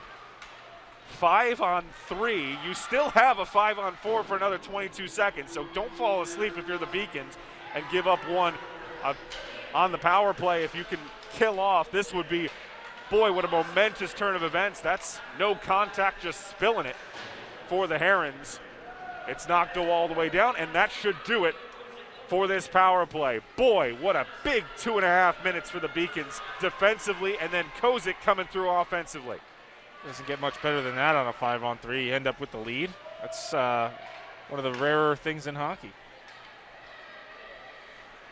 The Herons can't say they didn't have opportunities. Kennedy made a couple of nice saves, and as Mizey pointed out, did not spill either of them, which, if there's a recipe for disaster, it's rebounds on a 5-on-3. Certainly is. Kept alive. The Beacons gain the zone. What a beautiful stick handling move. Gets around one, goes to the other. Probably tried to be a little bit too unselfish. Went in between pass and shot and resulted in neither. No, it's a great play by Ryan. Leffler just missed it. It's a little bit of confidence here from the Beacons. That Kozik goal kind of sparked some life into this team. They look good right now. They certainly do, and they're getting some contributions as well. You mentioned McDougal making a nice play. I still believe it was Kozik, but McDougal was in there as well. Both Either of them. way. Yeah, both of them. I think both of them have looked good tonight, and we're so used to calling out Leffler and Ryan. They logged so many minutes. It's good to see some of these other players stepping up and playing big roles tonight. Well, both goals have come off of kind of a broken play. The first one, chasing down what would have been an icing by McDougal. The resulting attack leads to a goal, and then that one, just getting your body in position, making the block out front as Kennedy covers it, and then going against the defense, not being afraid of the shorthanded opportunity, knowing that it's important that you at least get something on target so if you miss it doesn't lead to a break the other way, and making the finish. 2-1 Beacons with 13:03 to play in the second. This one out front, Kennedy saw it late again, but quickly down to her right. See if the Herons can respond a little bit after what has to be a very disappointing couple of shifts. Especially on a 5-on-3, that could have been a penalty. Certainly could have been a trip, but somehow keeping her feet and getting out of the air as Burum. Burum moves forward. Battle on the near boards, trying to chase things down, is Kozik. Ooh. Nearly a kind of odd collision between two players. Icing called. Back down to the other end of the ice we go. And so now you want to keep it going, right? You've got the lead. You killed off the 5-on-3, and you're feeling good about yourself. You got to sustain this momentum now a little bit. You got an icing call here. You're going to be able to put your best lineup on the ice and find a way to build on this lead, right? It's been a little sluggish here halfway through the game, and you don't want to let this one slip away here. This one will flip high into the stands. Look out. That is a little piece of rock-hard rubber coming at you. Souvenir. Keep your head up. Probably won't be long before you have netting all around rinks, wouldn't you say? I'm honestly, at this level, I'm surprised that they don't. Yeah. You get to a certain level where certainly everyone should be aware. Right. But yes, I mean, if it's probably see that one day. You talk about the netting being extended in baseball, and I mean at the professional level, it's much higher and much farther. You don't get the pucks coming in necessarily with the same level of velocity at the college level that you certainly do at the professional. But as someone who's worked at the professional level, they extend those nettings at the NHL and the AHL level for sure, because you definitely have things coming in, basic little rocks as fast as can be. Talk about difficult to see, but I expect that is not too far in the future. Probably surprised it already hasn't happened. Here's a potential break, speeding onto the puck, and there's going to be a whistle back down the other end of the ice, and there's going to be a tripping call. Oh, jeez. I didn't see it at all as I looked down the other end of the ice, and suddenly there's a delayed trip, and back to the box go the Beacons. This time he's going to get called. I think that looks like Ryan. Yeah. Or Maggio. Is it 20? I think it's Maggio. I think so too. Getting that jersey tucked in tight enough where I couldn't tell if it was 20 or 26, but now I see the shoulder. Yep, Maggio. Didn't see the play. Not at all. Didn't see it. Must have been behind the play. Didn't see what happened. But Maggio's sitting for 2. William Smith. I don't necessarily say it's a must score with 11:30 to go, but after you've given up a shorthand goal and missed out on a 5-on-3, you just got to get some momentum, so it almost feels like a near must score as much as it can be at this point in the game. I agree. But they turn over the puck. A little bit sloppy from the Herons. Yeah, don't give it to her if you're a Heron. She's already gotten shorthanded tonight. Kozik does. Herons gain the zone. Swing and a miss, but it nearly ended up as a nice centering pass. Flips up high against the boards. 30 seconds already gone on the power play, and the Herons yet to create anything from it.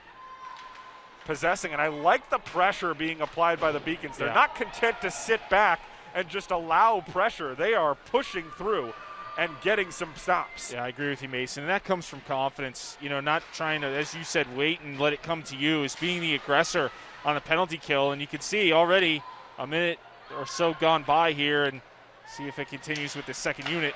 That's a nice centering pass. Came across. Quick to move to her right was Kennedy, and she made the stop as it came through from Mia LaPlante. You know, she's looked sound tonight, and she's really, I think, coming into, don't forget, folks, you know, she wasn't on this team last year. This is still relatively new for her playing at the collegiate level, and she's looked good. She's coming into, I believe, her true form here. Some of these saves have been truly taxing, and she's come away with some big stops.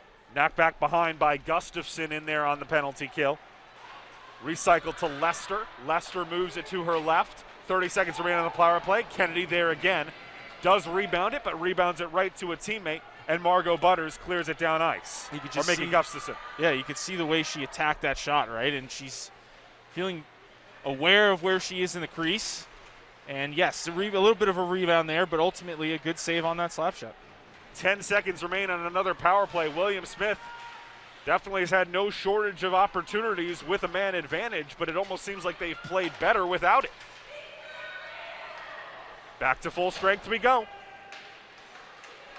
Beacon heads from the box to the bench, and they send back on a new skater. Returning to the game is Burum, number 5.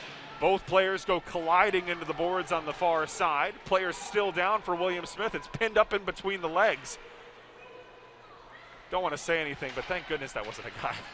Yeah, well, good point.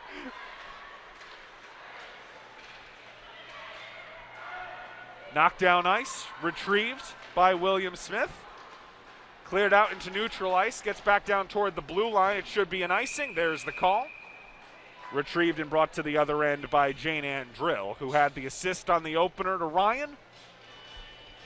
Beacons maintaining their 2-1 advantage that they got early in this second period. There's a tendency now, so you know the referees have given 3 straight penalties to William Smith, or power plays I should say rather. Yep. And so there's a tendency now for them to be a little bit stricter on William Smith and try to get some power plays for the Beacons. So we'll have to keep an eye on that here with 8:45 left in the second. Have the Beacons had a power play? No. I don't believe they have. No. Nothing. So 4, if you include the one in that first period, whistled against UMass Boston. And William Smith has yet to go into the penalty box, yet they find themselves down 2-1, including a shorthanded goal scored by Kozik. Oh, that one's in front. Kozik gets cleared out, and here comes that penalty. They had to get her out in front of the net. There was no other alternative for Lauren Jackson other than to deliver the hit as that came right toward Kozik. How's she took one right through the face again. That helmet's getting a lot of work tonight. That's at least 2, maybe a third. If I missed one off the mask. Yep. I used to hate that. You got a ringing sound in your ears. You can't shake it for a while. You just got to let it dissipate on its own. Well, with William Smith being unable to convert on their power plays, it would be basically pick your poison if UMass Boston can score on theirs. Would be extra disheartening for William Smith if they concede on their own penalty kill. Going to see how these Beacons do. They're going to get, no, they're not going to get a zone entry there, but see how they do on the passing. I haven't been impressed with the way that they've passed the puck here tonight. Let's see how they do on this breakout. I would say, at least from a bystander's point, I believe UMass Boston is the better team, and I almost feel like these two teams aren't so much in a different class from one another, but there is a little bit of playing down to the level of the team opposite you. I think both teams are not playing at their best, and therefore it's almost contagious. A little bit, yeah, I know what you're driving at. You know, you play up for certain competition and maybe down for certain competition. I think it's been fairly close. I think both these teams have possessed the puck and had their opportunities, and you can just have a slight edge here so far. I guess it's more the idea that it's been kind of a sluggish game as the referee takes a tumble. But it's been a bit of a sluggish game, so with one team playing sluggish, it kind of has affected both sides of the puck on both teams. I agree with you on that point. You hope if one team's moving a little bit more slowly, you can just take it right at them, but you've almost been sucked into that snail's pace as well. Well, and what happens is you're given all this time, and so there's no rush to make a play, right? And so that can kind of creep into your game style altogether. Is there's no real urgency. Exactly, urgency. No need to force the action. Right. But there is a need to force the action as we've gone 1 minute and 45 on this power play, and we haven't even talked about it because nothing's happened on it.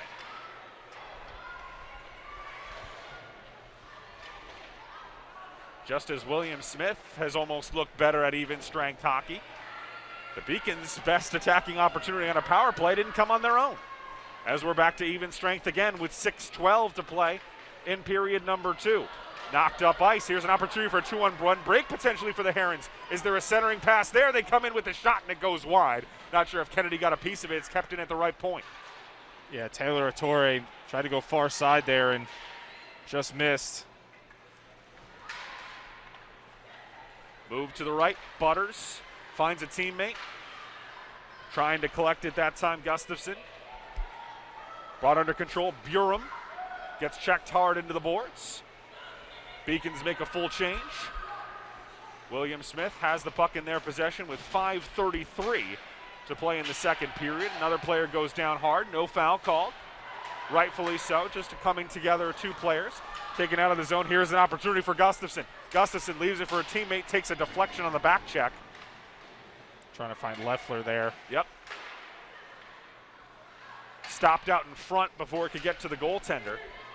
I'll say this, we've said Kennedy's name. I don't believe we said Hauser's once to this point in the period. Infrequently would be the word I would use there. Yeah. Except I've given her credit every time it goes off her mask. Yeah, that's true. I'll give her a shout out on those all day. 4:52 to go in the period. Circling around Leffler. This one nearly went off the post. It might have. And even there, a little bit of a delayed reaction by the goaltender. A long period of possession, but turned over far too easily, I would say, for UMass Boston's liking, as it's knocked in deep and retrieved as the Herons go for a change. Trying to pick out the run in just behind Shantz, kept in there at the blue line by William Smith, chased in there deep. Neither team is just crisp enough on their passing. They can put one, maybe two together. There's another turnover by the Beacons, and then they're just putting it into areas. You know, you work so hard to get the puck, and when you have it, you got to know what to do with it. And I'm seeing it on both sides here where you're just kind of flipping it around, not really directly connecting. As this one goes around the left boards and all the way out. It's one of those odd ones, Mizey, that you wouldn't exactly, at least if you're watching it, call it a defensive hockey game, because the defenses have been heavily involved. But it hasn't been an offensive hockey game either, because the offensive hasn't been clinical, so it's just kind of been somewhere in between. Yeah, somewhere in between, and you know, just doesn't have that crispness to it, like that attack you're seeing from either team, quite frankly. And it has maybe just a slow build, I would say. Maybe, you know, it's yet to come. But so far in this hockey game, it's just, as you mentioned, been a little bit vanilla. Yep. Comes out of the zone. Beacons have to reset. Back toward their blue line, knocked forward past the red and into the opposing blue. And quiet, too. I'm not hearing anything from either bench, just kind of observing. Which is kind of odd. You have one of the most surprising traveling crowds for William Smith. True. A team that's come all the way 360 miles from Geneva, and they're deathly silent. They're not really picking up their team at all, and their team isn't necessarily giving them too much to cheer for, but neither team's fan base is really into this game too much either. It's a full moon tonight. Maybe that has something to do with it. It's a thought. Speculation, but it's a hypothesis. I'm curious to test later. No science behind that one. Maybe they all have Italian dinner reservations too. Could be. Moving through, knocking it down ice with 2:23 to go in period number 2. It's been certainly a fast-moving game, at least in terms of the clock, because there really haven't been too many stoppages outside of the penalties, as both teams have just kind of moved up and down the ice. Back and forth we go without too much happening in the process. 2:05. Can the Beacons or William Smith create something? You know that one goal in these final 2 minutes doesn't necessarily matter how it comes. If they were to score, it might completely rejuvenate either side. That's true. But we need something to inject some life here, and it's going to be an offside against William Smith. Almost too eager to get into the attacking zone, and they leave early. Would have been dangerous. Yeah, it would have. It would have been a breakaway. Had that been onside, that was a breakaway, assuming they connect on that pass. Beacons are fortunate that one got whistled down. But whistled for offside. Beacons go in, trying to win this face-off. Rachel Burham going up against Alyssa Canny. It's won back by UMass Boston. Inside the final 100 seconds now of period number 2. And again, the crowd remains silent, waiting for the players to give them something to make noise about. Knocked in deep. Retrieved, but overskated by the Beacon defender, taken out of traffic, trying to move it up toward Liz Cramp. It's one of those games where you feel like it might take one of the back lines. Kozik has been active. We'll give her credit. She got the shorthanded goal, and when she's been in the attack, immediately William Smith's been back on their heels. She's got the highlight of the night, and again, leads this team in points. That goal she scored went around defenseman and then the goaltender Hauser. Some nifty stick handling there by 12. 75 seconds to play in the second period. Well, we know that'll make the highlight reel, but I can't imagine the highlight package is going to be too extensive from the second period otherwise. I mean, you could probably put on repeat the entire 5-on-3 penalty kill. True. Which that in of itself was a highlight. Kennedy made a couple of nice saves on that one. But it certainly from a William Smith standpoint, I can't remember much. And outside of the goal and a couple of those saves on the 5-on-3, it's been a little bit more of the same that we saw in the opening 20. And you never know what's in store in the third No, period. you don't. No, you don't.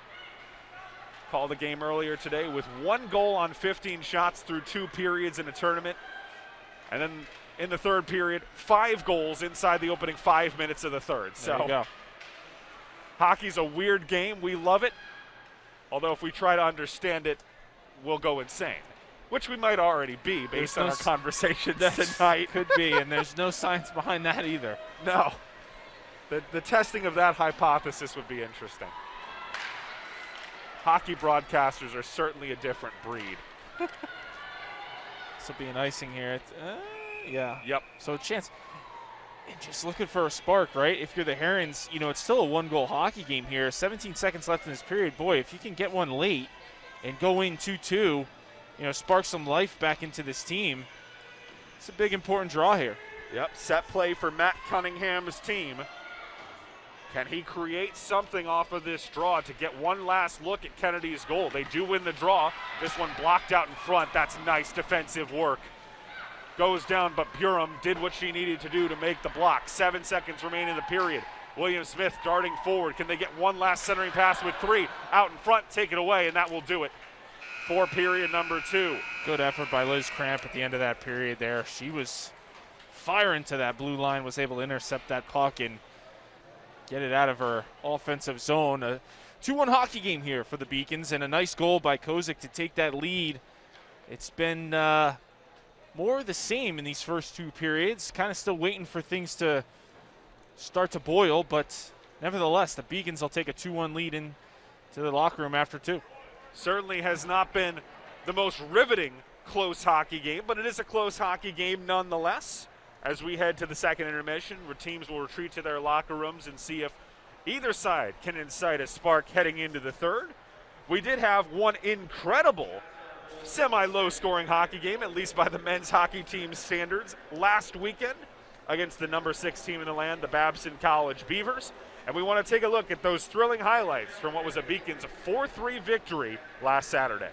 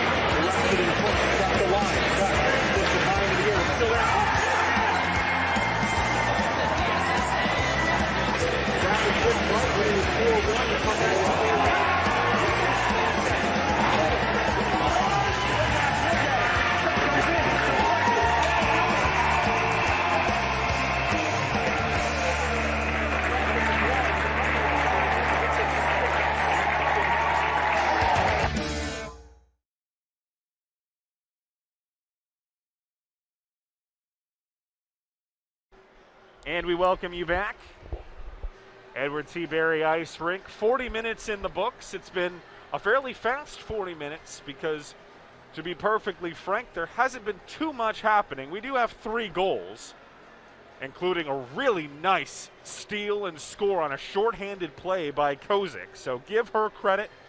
Got to give credit as well to Victoria Kennedy in goal, the Winthrop sophomore, who has been outstanding to this point, has made the save she's needed to make, just had the one squeak by her on the low side, but she has been strong. But outside of that, really hasn't been too much to write home about through the first 2 periods of play. Mason Self and Matt Meisenbach are with you in the second intermission of this 2-1 hockey game. We take a look for some second period stats. But you look at this one, Meisey, and I mean, stats say certain things. I don't necessarily think that they can illustrate how you use the word vanilla. I would use the word dry, bland. There hasn't really been too much going on. At the end of the day, you can take 3 points from it if UMass Boston can finish the next 20 minutes. But in terms of the hockey games that you'll remember from NEHC play, to this point, it has not been one of them. Yeah, that would be my message in the locker room to either team, is this game is up for the grabs. I mean, if we want this hockey game, if we want 2 points, we can go get it. Whether we're the Beacons or the Herons, neither team has really taken the proverbial bull by the horns and dominated themselves in any fashion. I think there's just this, as we talked about in the second period, both teams are allowing for time and space, and there's really no sense of urgency with either team. You know, you work so hard to get the puck, and then when you have it, to just kind of fling it to an area or hope with a pass that, you know, isn't crisp and on the tape is something that should be easily corrected. So if I'm in with either of these coaches in these locker rooms, I'm saying, hey, if we want to win this hockey game, we've got to come out with better energy, and we've got to be a little bit more dominant in the way we approach this game. You take a look at those stats. The only ones that really jump out, again, the face-offs now heavily in favor of William Smith, as they are now out face-offing, if that's a word. And no, it's not. Leave me alone. 23-13, UMass Boston. The power plays 0 for 4. And personally, I feel like you should get an extra 0 for if you concede a shorthanded goal on your power play. So it's 0 for 4 for William Smith. Might as well be 0 for 5 because of Kozik's shorthanded goal. Beacons just had the one power play opportunity, could not convert. Again, there has been a little bit of change in terms of the scoring this season. So regulation wins worth 3 points now, not the traditional 2 that you get for normal hockey at the NHL level. 2 points for an overtime win, 1 point each if both teams get a tie. So soccer scoring. It is semi-soccer scoring, a little bit odd, but no longer get the same level of reward if you win in the overtime period when you're down a couple of extra skaters to make room on the ice as you would if you win it at even strength in regular time. So a little bit of a change this season, but either way, the goal is 3 points, and frankly, UMass Boston should be disappointed if they don't get 3 points in this game.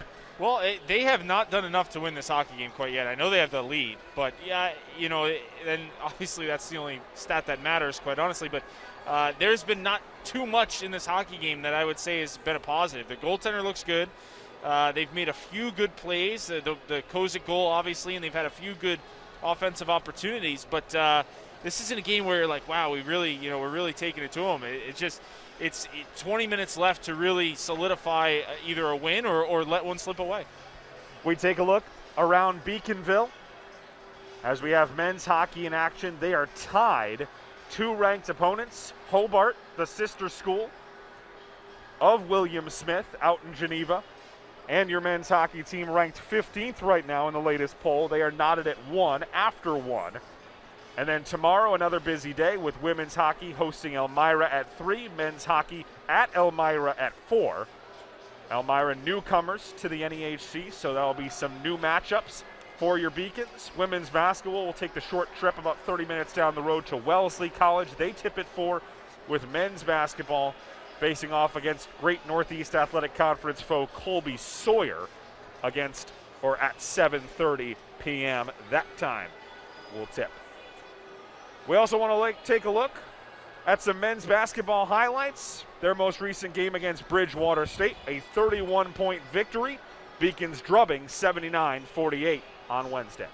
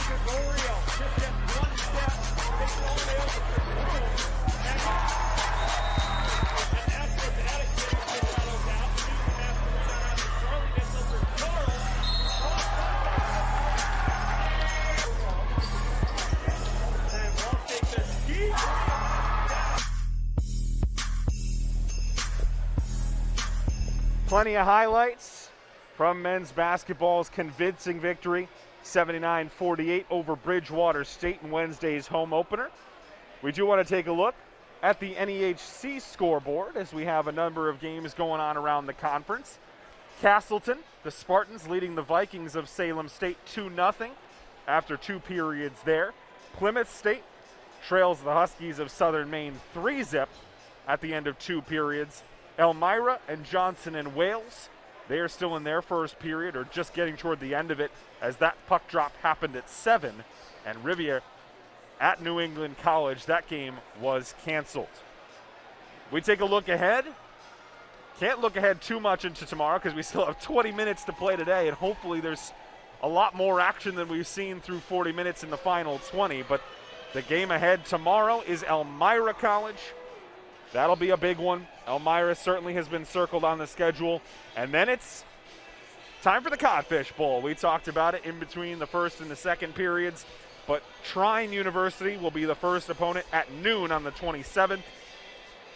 And then they will advance to play either Bowdoin or Stevenson, depending on how their result goes against Trine. That will take place the following day at a time to be determined based on that result.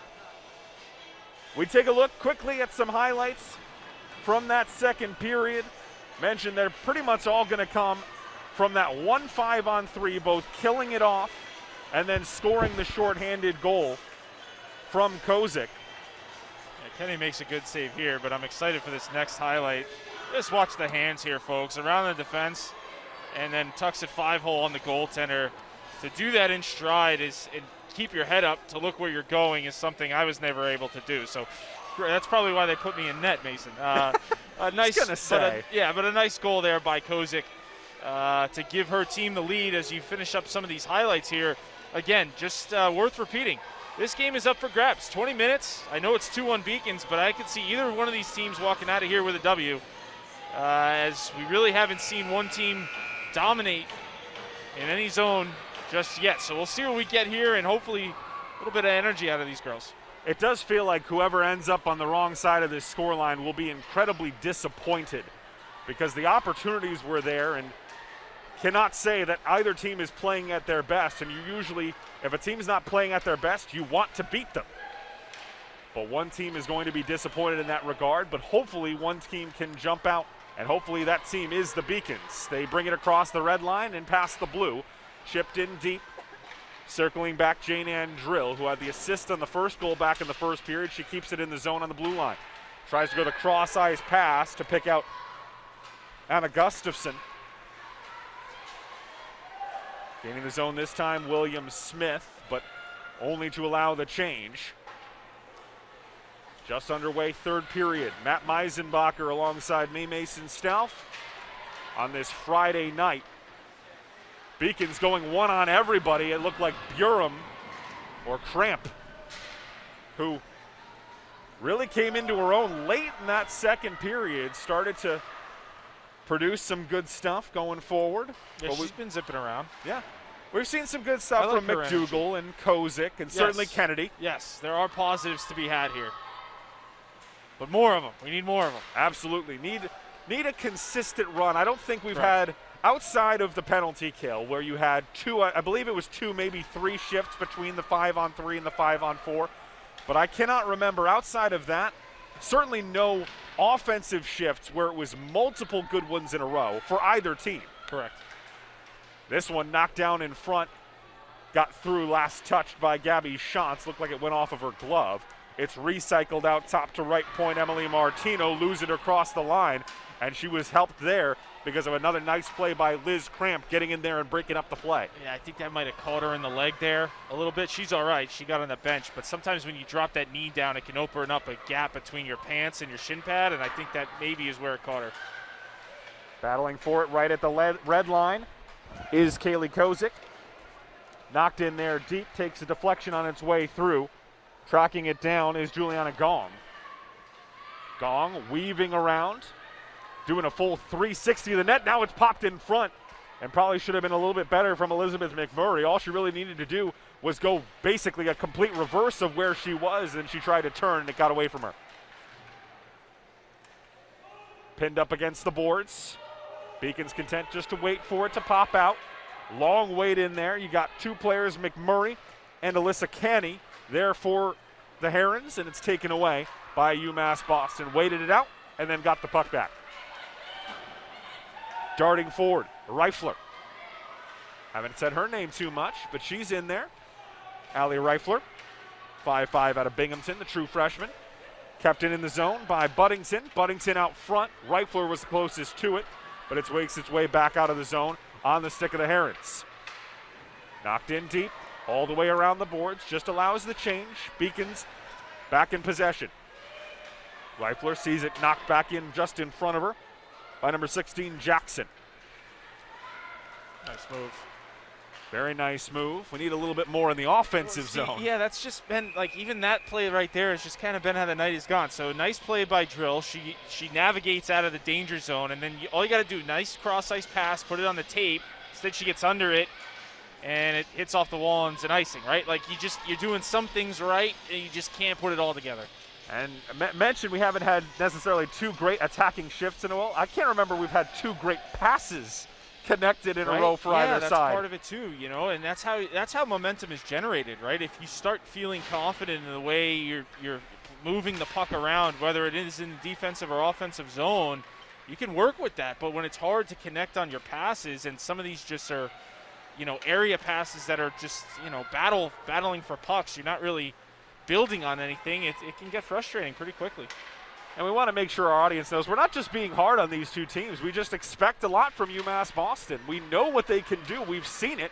It's a team that puts 7 goals past New England College, and there's not necessarily a huge gap between the quality of New England College and what we're seeing from William Smith. UMass Boston can compete against teams at a very high level.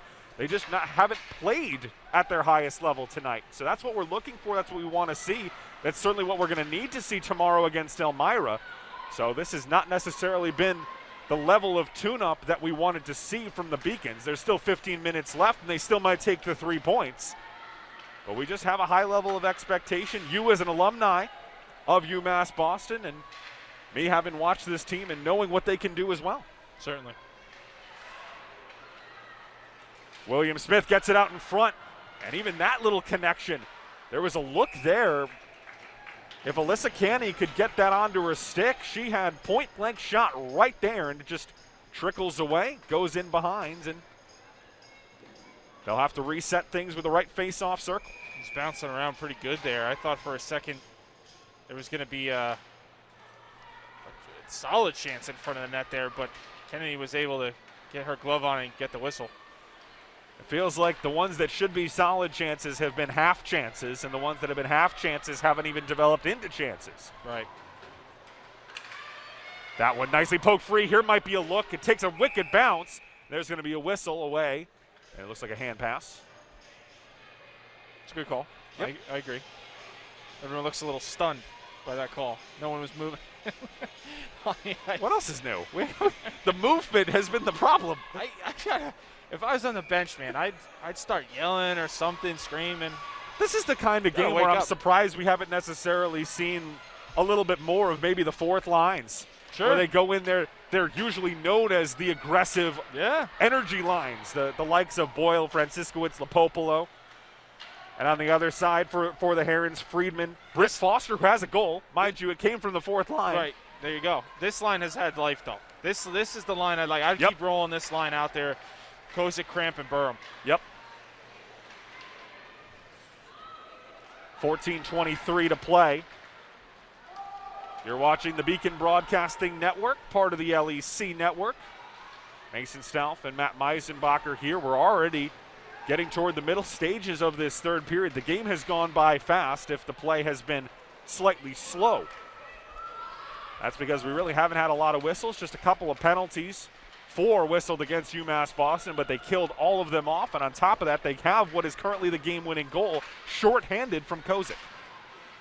Taken back by William Smith. Is there an opportunity here for the Herons? This one shot comes in high, deflected. Nice save again by Kennedy. Might have got it with the helmet or the glove. Yeah, she got up there in a hurry. That was labeled.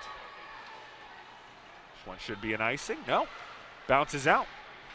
So kept in there deep by the Herons. Goaltender expecting the icing. Took a heavy carom, though. Knocked in there deep. Try to get back in there. They have tried to change things up. We're seeing Reifler in there for the first time, trying to inject some life. Anna Gustafson. Well, it's a great call by you. I would have done the same as a coach. You know, get some of those players who are itching for minutes into a hockey game like this. This one dived on and snagged by Kennedy. Didn't like what she saw there on the rush. She had Gustafson coming down with a little bit of a lead, but it was Foster, I think, maybe for, not sure if I had that player right, but right on her tail with Gustafson, and smart play by Kennedy. Just take the whistle. William Smith did have 10 more face-off wins after 2 periods than the Beacons, so the one area where William Smith might be able to create something is if they can get an offensive zone face-off and win something off of a set play and just try and whip it toward the net through traffic. That's how they beat her the first time, Kennedy. They whipped it through traffic. It might have taken a slight deflection. She thought it was going to a certain direction. Instead, it got hit down and ended up beating her 5-hole. This one comes through. Might have clipped the outside of the post. Heard a little bit of a ping. But Kennedy watches it go wide harmlessly, and now it's whipped around the far boards, and icing is called against the Beacons. And just a nice long march down to the other ice again. Yeah, you got to find a way to. You really can't let this one slip away if you're the Beacons. You got to find a way to bring this one home, and I don't think it has been your best effort, but still a 2-1 lead at home against a William and Smith team that is right there with you in conference. So you got to have these 3 points. Certainly. You can't win every game at your best. In fact, it's usually the best teams that win when they're not at their best. If you have to play at your best to win every game, then you're not necessarily going to win a lot of games. No, it's just not how it happens, right? There's just going to be games where you just don't have it. And you're exactly right. You're still finding a way to win when you don't have your best stuff, as they say, is the recipe for a winning team. They have 12 minutes and 10 seconds as this one covered up in front. Closest to it for William Smith was Mackenzie O'Neill, as you got the third line attack in there for William Smith and head coach Matt Cunningham.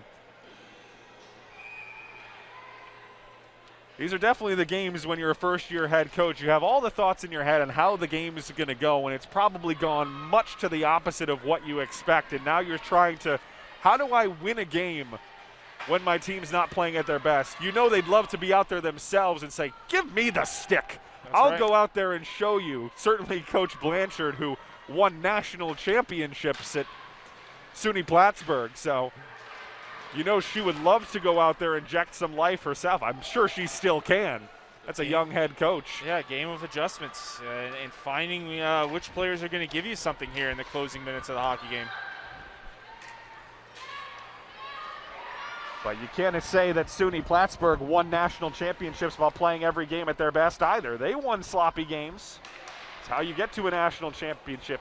You win the ones that are tough, and then you win by a lot of goals in some others. But at the end of the day, you find ways to get points basically every single night to get to a national championship level. Oh my goodness. Flipped up high off the crossbar. Kennedy lost it. It was flipping up above it. That came pretty close to dropping in the back of the net. We've seen some weird bounces, Mizey, over the last couple of weeks when we've been on the call. Pucks that have flipped up high and somehow found their way into the back of the net. There's an old coach of mine that said, pucks have eyes. They find ways home. And that's nothing, no statement has ever been truer. I do love cliches. People hate them, but cliches exist because they're usually true. I find that to be accurate, yeah. More times than not. Yeah. Leffler tracking it around the board, sends it back around the other way toward Liz Cramp. Kept in. Shot comes in, There's deflected high. All right. See, I like that. It's the first time I remember saying Annie Hauser's name when it was a puck that didn't carry him off her helmet. That was a good stop. She got that blocker up, but a nice rip from Butters there. And she's got that long stick, and he's able to really fire that puck. You can see there, that one had some heat on it. I think that's been the hardest part. There's no reason why Hauser should be as untouched for the most part as she has been in this game. UMass Boston has really accepted much too much pressure from William Smith. Not that they've done much with it, the Herons, but the Beacons have, there's really no reason that they could not have controlled the possession of this hockey game and put a lot of pressure on Hauser, and they just haven't done so. This one snakes its way out, taken back into the neutral zone, now flipped deep, and now it's going to be a potential foot brace as Liz Cramp gets beat to the puck. Herons take it back into their possession inside the final 10 minutes of regulation. Is there one more goal in this one? You feel like there certainly could be. On either side. Yeah, absolutely. I have a hard time necessarily seeing William Smith scoring twice if the Beacons can grab the insurance goal, but at the same time, William Smith, you win a couple of face-offs.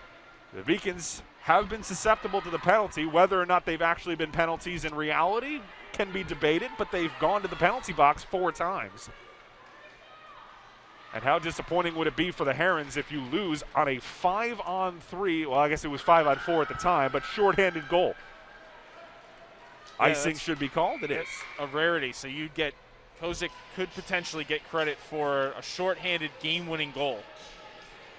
Right?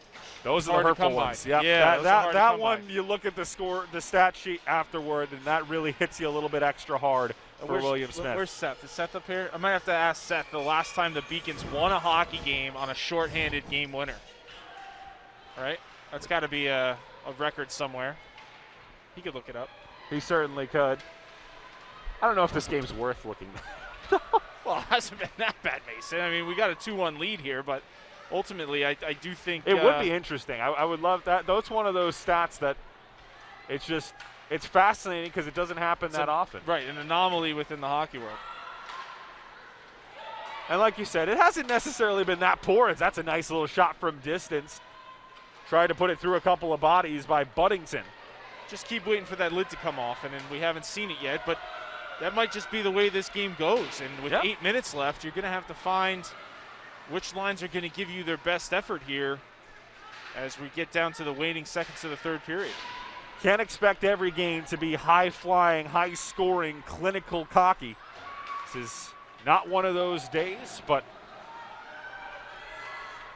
I guess in the end, it doesn't matter if this was a 9-1 drubbing by UMass Boston or if they win ugly 2-1. You get 3 points nonetheless, and that's the beauty of the sport as well. They all count the same. Even if they might feel a little bit differently, a win is a win. And UMass Boston is 7 minutes and 42 seconds away from a win.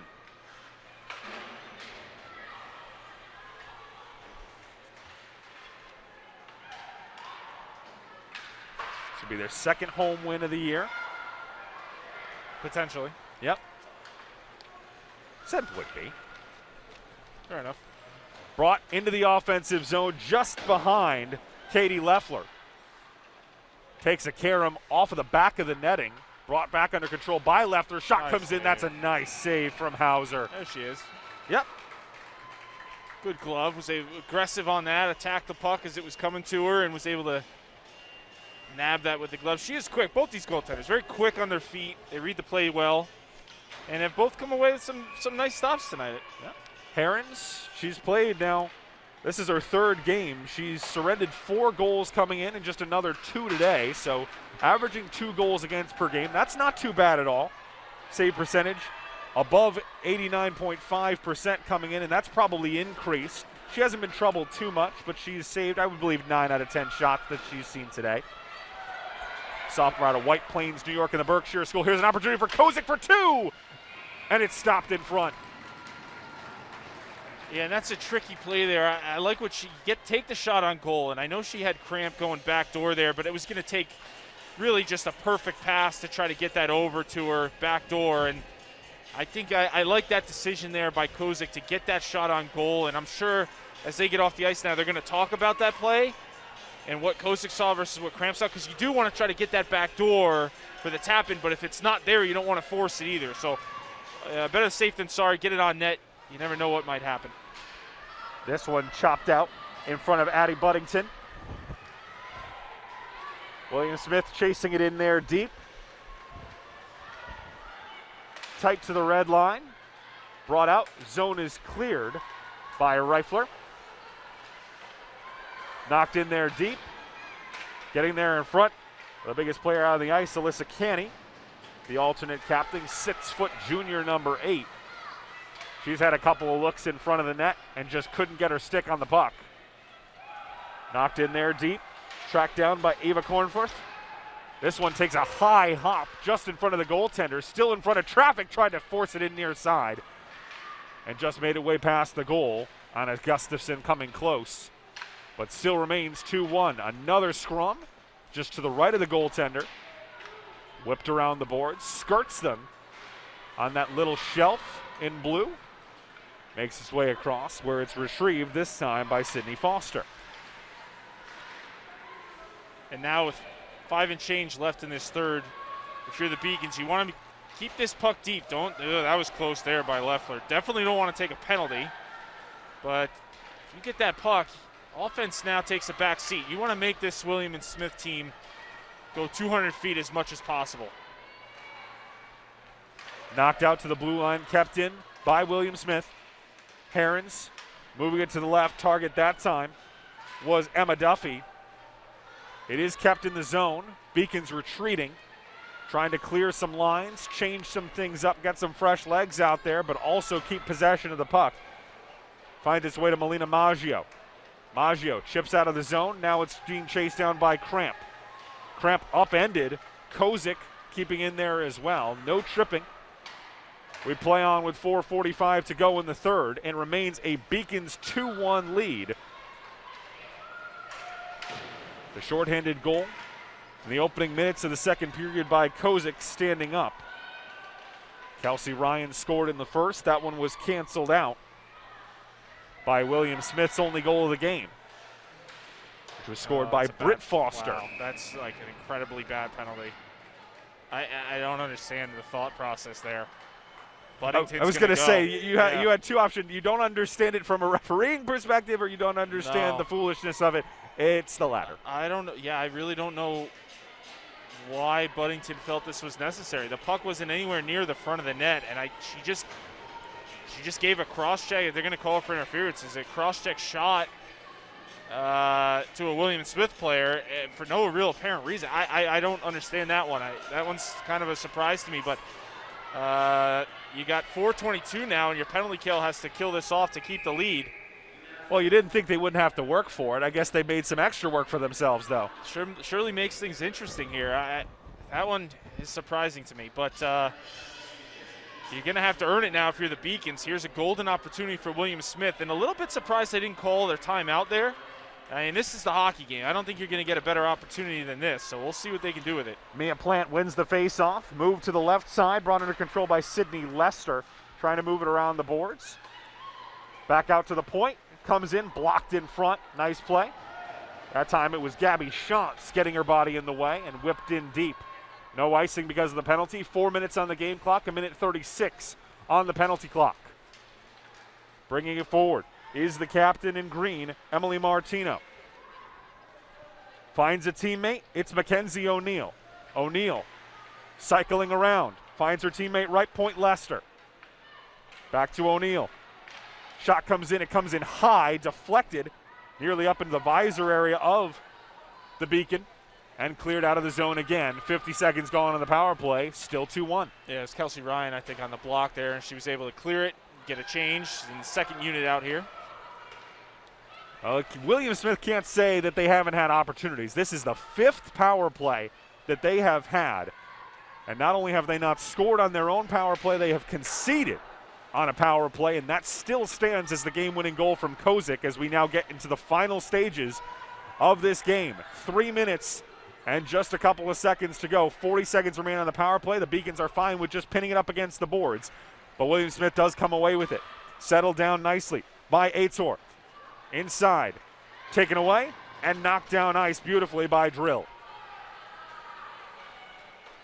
One last attack on the power play coming for William Smith. Can they generate anything? Nope.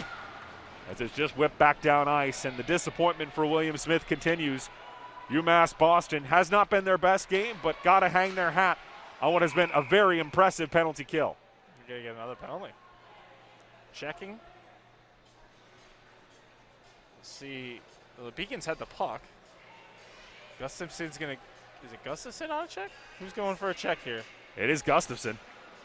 Oh boy. boy. Jigs.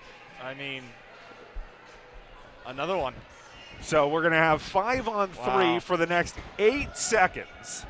And then, of the remaining 2 minutes and 30 seconds, 2 of them will be spent on the power play because UMass Boston just is making their lives extraordinarily difficult. There have been a couple of soft penalties, but at the end of the day, you can't put yourself in the position to commit those penalties as well. So didn't see a lot of protest from Gustafson either. There's more confusion. Maybe she just didn't realize, but interesting. Again, both teams having their timeouts and William Smith keeping their goaltender in the net. I would think it's pretty soon. Hauser's got to come out pretty soon. They don't have a ton of time. We're playing 5-on-4 hockey as the 8 seconds quickly expired. This one whipped in front, kept alive, and cleared beautifully by the Beacons down ice. 2 minutes to play in regulation. This is the 6th power play for William Smith. They are currently 0 for 5. The Beacons just need one more kill to potentially see out this game with 1:45 to play, and it's iced.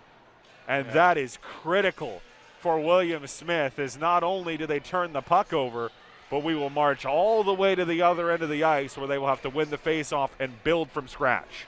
You know, as a coach would never admit this, right? But if you have a really solid penalty kill and you're up by 1 in the 3rd period, it's not the worst thing in the world to take a penalty because it allows you to ice the puck for free.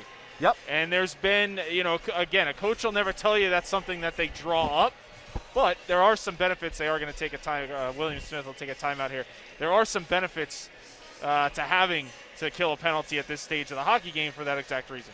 Well, it's one of those things. You look at sports, and obviously basketball most known for it.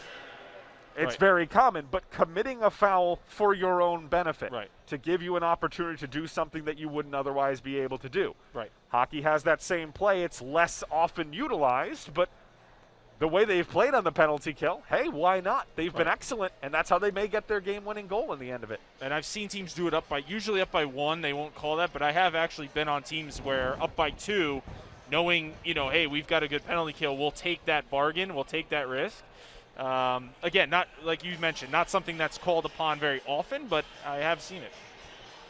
It'll be interesting to see what they draw up here, too. I mean, do they take this is another question. Do you take your goalie right away, or do you leave her in there? I mean, that's another question, because if you lose the draw, right, it's an automatic chance at your open net, whereas if you leave her in there, but then you lose to the extra man. So I got to think the goaltender stays in there because it is a defensive zone face-off, and that, again, is why this was a really costly error to ice the puck. We saw them get offside on their previous 5-on-3 where they gained the zone too quickly. This one may be even more costly because they have to mount their attack all the way back, and because of that, the goaltender Hauser has to stay in net for the initial draw. And you probably have to take her on the breakout too, assuming you win this faceoff, and they do. Let's see if they take the goaltender on the breakout.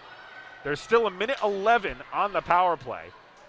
So Hauser looking toward her bench. We'll see if they signal her to it. They are not yet, as it's knocked down, and the Beacons are able to clear their lines again. Final 90 seconds. Hasn't been the greatest hockey game ever, but that doesn't mean there is going to be a nervy finish at the end. Still a fun hockey game, and still coming down to the wire, and another beautiful clearance. UMass Boston has done so well on the penalty kill today. It's been solid. Got to pull the goaltender here, don't you? Yeah, I'm surprised she's still in there, quite frankly. But yeah, that's been the highlight for this Beacons team, and the way this team has killed penalties today. Final minute. William Smith has 30 seconds on the power play, and the goaltender's not even moving toward the bench. They're content to just play this out 6-on-5, and it is not working. Knocked in deep. Shifted to a defender, but the urgency is not there right now for the Herons. 40 seconds to go. Still haven't called her. Gaining the zone, Juliana Gong. How are you not pulling her here? Still in net. 6 seconds to go on the power play. Shot comes in from distance, takes an ugly hop. Kennedy makes the stop. She's gone now. Much too late, though. Not enough time, yeah, and you lost your power play, so now it's just instead of a 2, it's a 1-player advantage. 20 seconds to go. Beacons retreating. Can they get it out of their zone? They can't ice the puck now. Tracked down, knocked in by Aitor. Only 10 seconds to go now. William Smith is running out of time. Beacons might be able to see this one out as their one last look, sandwiched up at the boards, and this is going to come to an end. Beacons win it, 2-1. Well, they found a way, didn't they, Mason? Not Yes, the prettiest they did. game we've ever seen, but those 3 points still count. And it doesn't matter if you beat a team 6-0 or 2-1, the points remain the same. So a solid win there for the Beacons at home.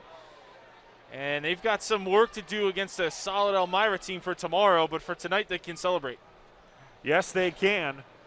And at the end of the day, these are the types of wins. They're ugly. You didn't play your best, but you got 3 points. And at the end of the day, that is the most important thing. There's no such thing. I will say there's really no such thing as a bad win. A win is always good.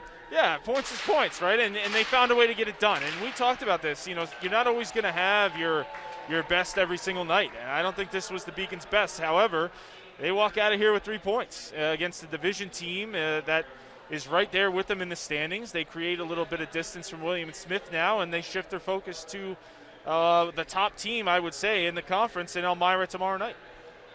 We will take a break. We still have a great post-game show ahead. We'll go through some stats, our 3 stars. We'll see if we'll have a chance to talk to Coach Blanchard and our first star, but don't go anywhere. The Beacons, though, win it 2-1. We'll be right back.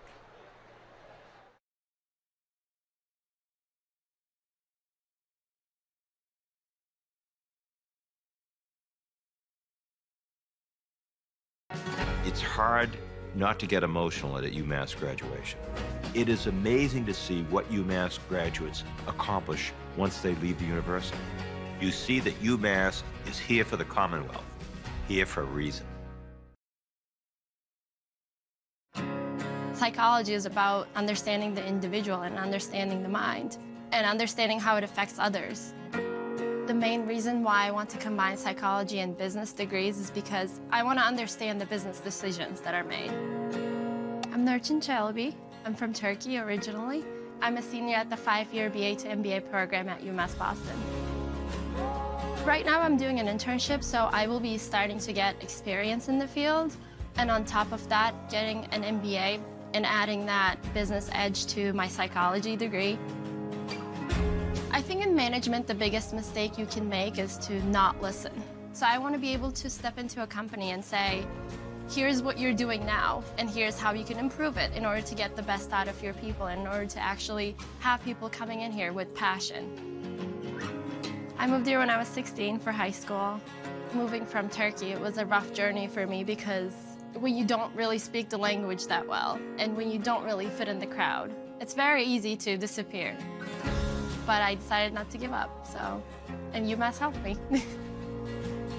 It was really a blessing for me to come to UMass Boston because it helped me really grow and show me that I can do things on my own. I wanted to be able to improve myself. I wanted to be able to try new things. And I think UMass gave me a really good head start on that. I'm Elizabeth Clavin, sophomore business management major from Edina, Minnesota. I love being a part of this volleyball team. Volleyball is what brought me to UMass Boston. I looked at our recruiting website one last time and saw UMass Boston on it, came out for a visit the next week, and it kind of hit all the boxes that I was looking for. In a good city, good academic school, good volleyball program. It had everything I wanted.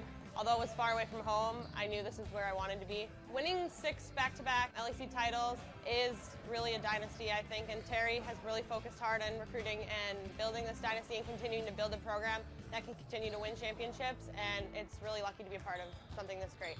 Last year I was the Little East Conference Defensive Player of the Year, All-Conference second team, NCAA Regional MVP of the regional tournament, ABC All-Region Honorable Mention, and New England Women's Volleyball Association All-Rookie Team and Honorable Mention. I think my favorite game would have to be playing in the regional championship last year. We played against a really good Williams team, and I think that match, we started off a little shaky and lost the first set. We've lost in the whole playoff season, and I think that kind of shook us a little bit. We came back firing, and we're ready to go those next couple games.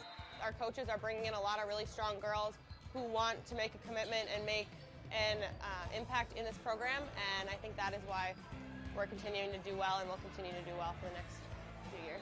Being a student here has been really awesome as well. I've recently started taking more of my business classes and found that it's a good choice and a good fit for me. And eventually, I hope to open my own business and kind of be successful and do what I love at the end of the day.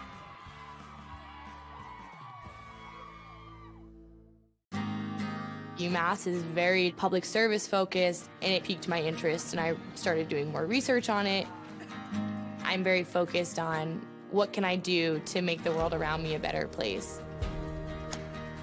My name is Lydia Grasso. I'm a junior at UMass Boston studying sociology and minoring in human rights.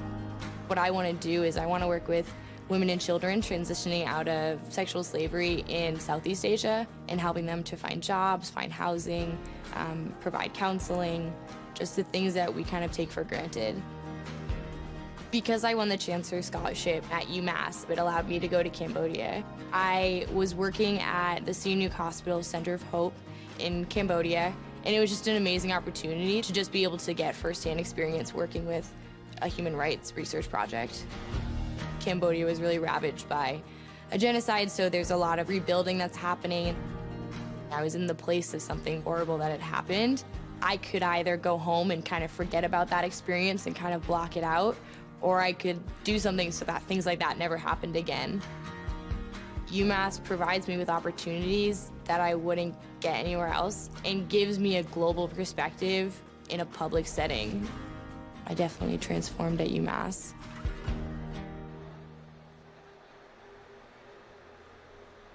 UMass Boston wins this one by a final score of 2-1 over the Herons of William Smith College. Not the prettiest game you'll ever see, but the points count the same. 3 up on the board there for your Beacons as they come through. Kozik's shorthanded goal in the second period proves itself to be the game winner. We will hopefully talk to Kozik in just a couple of minutes. We'll also hopefully talk to Coach Blanchard. But before we do that, I want to take a look at some final stats from this one. This game wasn't necessarily depicted by the stats, Mizey, but 28 saves for Kennedy. So she was good. You'll see her in the stars of the game in just a couple of minutes. The face-offs were in favor of William Smith. But how about that? Power plays. 18 penalty minutes for UMass Boston. William Smith at the end of it. They go 0-for-9. Yeah, two penalties by the Beacons there late in that third period. I'll be curious how Coach Blanchard addresses that, whether it be with us or with the team. But, I mean, those were just crucial mistakes by the Beacons that really could have, and should have tied this hockey game up. Fortunately for them, it didn't cost them. I thought Kennedy looked good. I thought they were the second line there with Burham and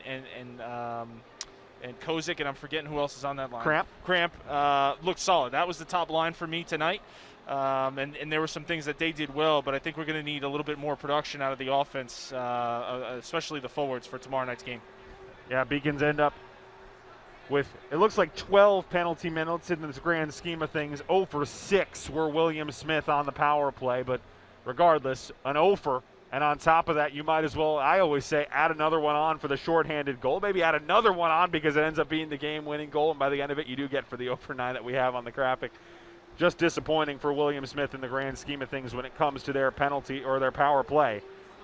For the three stars of the game, first one we will give to Kaylee Kozik. Had that impressive and important game-winning goal with Victoria Kennedy making those 28 saves. And then in a game like this, you want to reward players that give the effort, give the intangibles. And the first goal, which came way back in the first period, would not have come about if Hannah McDougall wasn't doing the dirty work and saving that from becoming an icing. Yeah, I agree. I think she deserved it. That was really just kind of a play that, again, it's easy to go to the stat sheet and say, okay, who had the most points and who did who put the most shots on goal, but it's plays like that win you hockey games. And if she doesn't get that icing called off, she had a tired team on the ice that she needed to allow to change, and then it ended up being a goal. So she's deserving of the third star.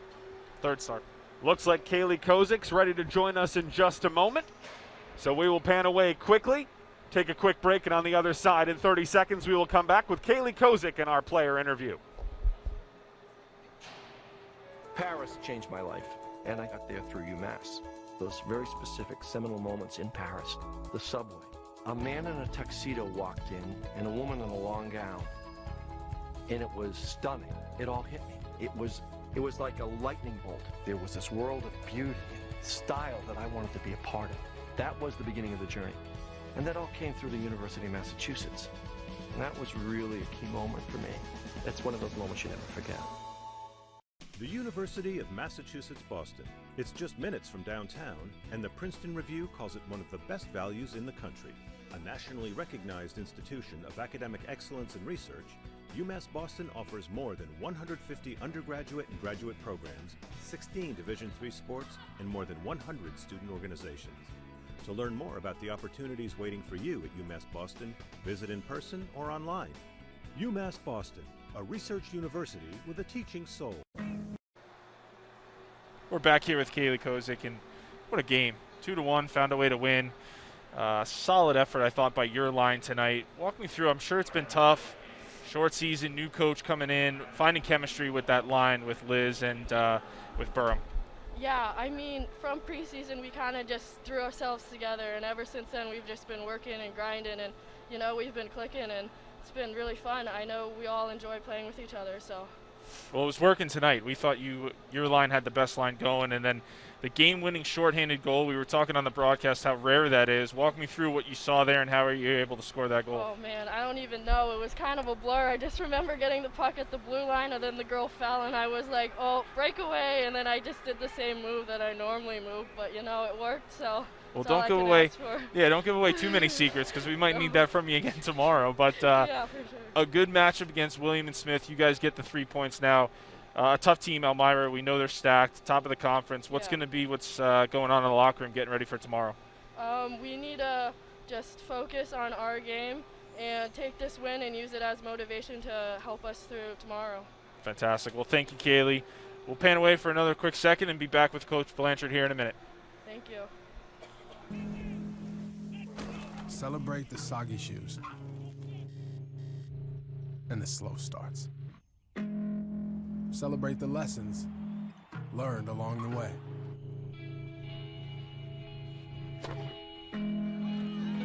These are the wins. Not the shiny, nail-biting kind. These are the last a lifetime kind. Something I discovered in myself is that if I have a goal, I can accomplish it. It's a well-rounded experience. At a Division III school, you primarily a student athlete, so the school is really shaped around you developing yourself as a complete individual. It helps a lot that you have a family with your team that can guide you. Yep, stop for each other.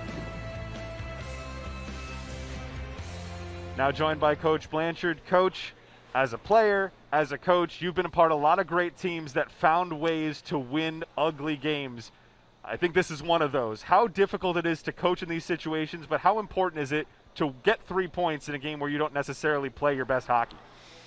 Well, I don't know if we didn't play our best hockey. I felt like we were pretty consistent from, start to end, putting together a 60-minute game.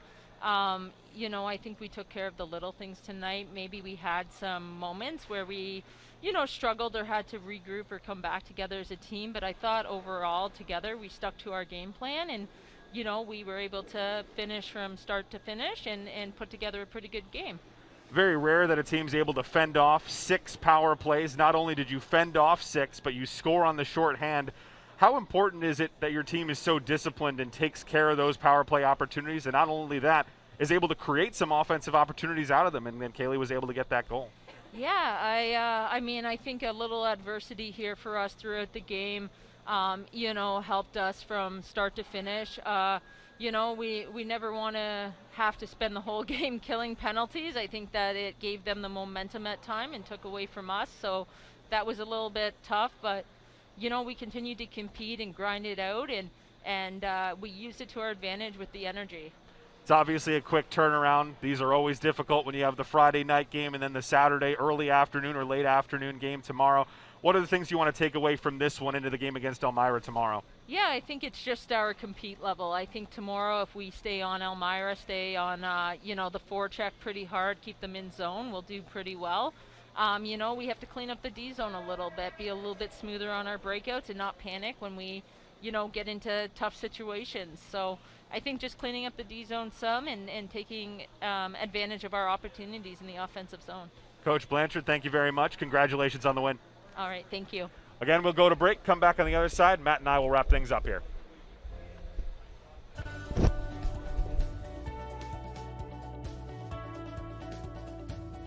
I just wanted to get good grades and to do well, but it also made me realize that I have a lot of career goals. You're there to get a full college experience, not only participate in your sport, but participate in things outside of that, and it's all about growing as a person. My coaches have helped me with figuring out who I really am. Their lives are dedicated for us to succeed.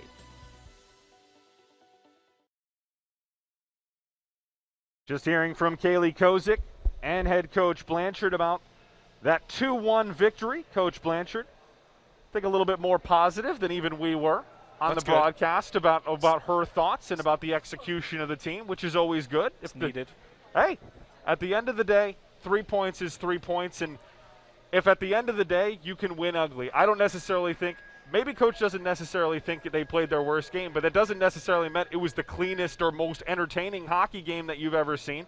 But executing the game plan, killing off penalties, converting when you had the opportunities. You got a great game from Kennedy in goal. She was strong. We gave her the second star. Kozik coming through. You've gotten contributions from a couple other players. The effort was there, particularly from those second and third liners. You liked that line. It wasn't necessarily the line that has all the letters on their chest, so that's important. And at the end of the day, 3 points is 3 points. All valid points. No argument for me. I think the only piece I'll add is good energy. You want to build on that going into tomorrow. It's a tough task, right? You know this team is going to come in well prepared. They've got talent. And so you build off this win and try to have some good vibes coming into the locker room for tomorrow. Tomorrow's puck drop against Elmira, scheduled for 3 o'clock, so we'll be on the air here on the Beacon Broadcasting Network at 2:45 and 2:45. So be sure to tune in for that one. Should be a thrilling matchup. Elmira, one of the teams to watch in the NEHC, so do not miss it. But that's all the time we have on this Friday night. From Edward T. Barry Ice Rink, our fantastic production team, Allie Crawford doing the double duty of producer and director, along with Tam Landry and Gina Albano. Mary Jo Murphy on instant replay tonight. Camera operators, Danny Colazzo, Elsa Vanaco, Sarah Gavin, and Nulu Estiga. My outstanding commentator, Matt Meisenbacher.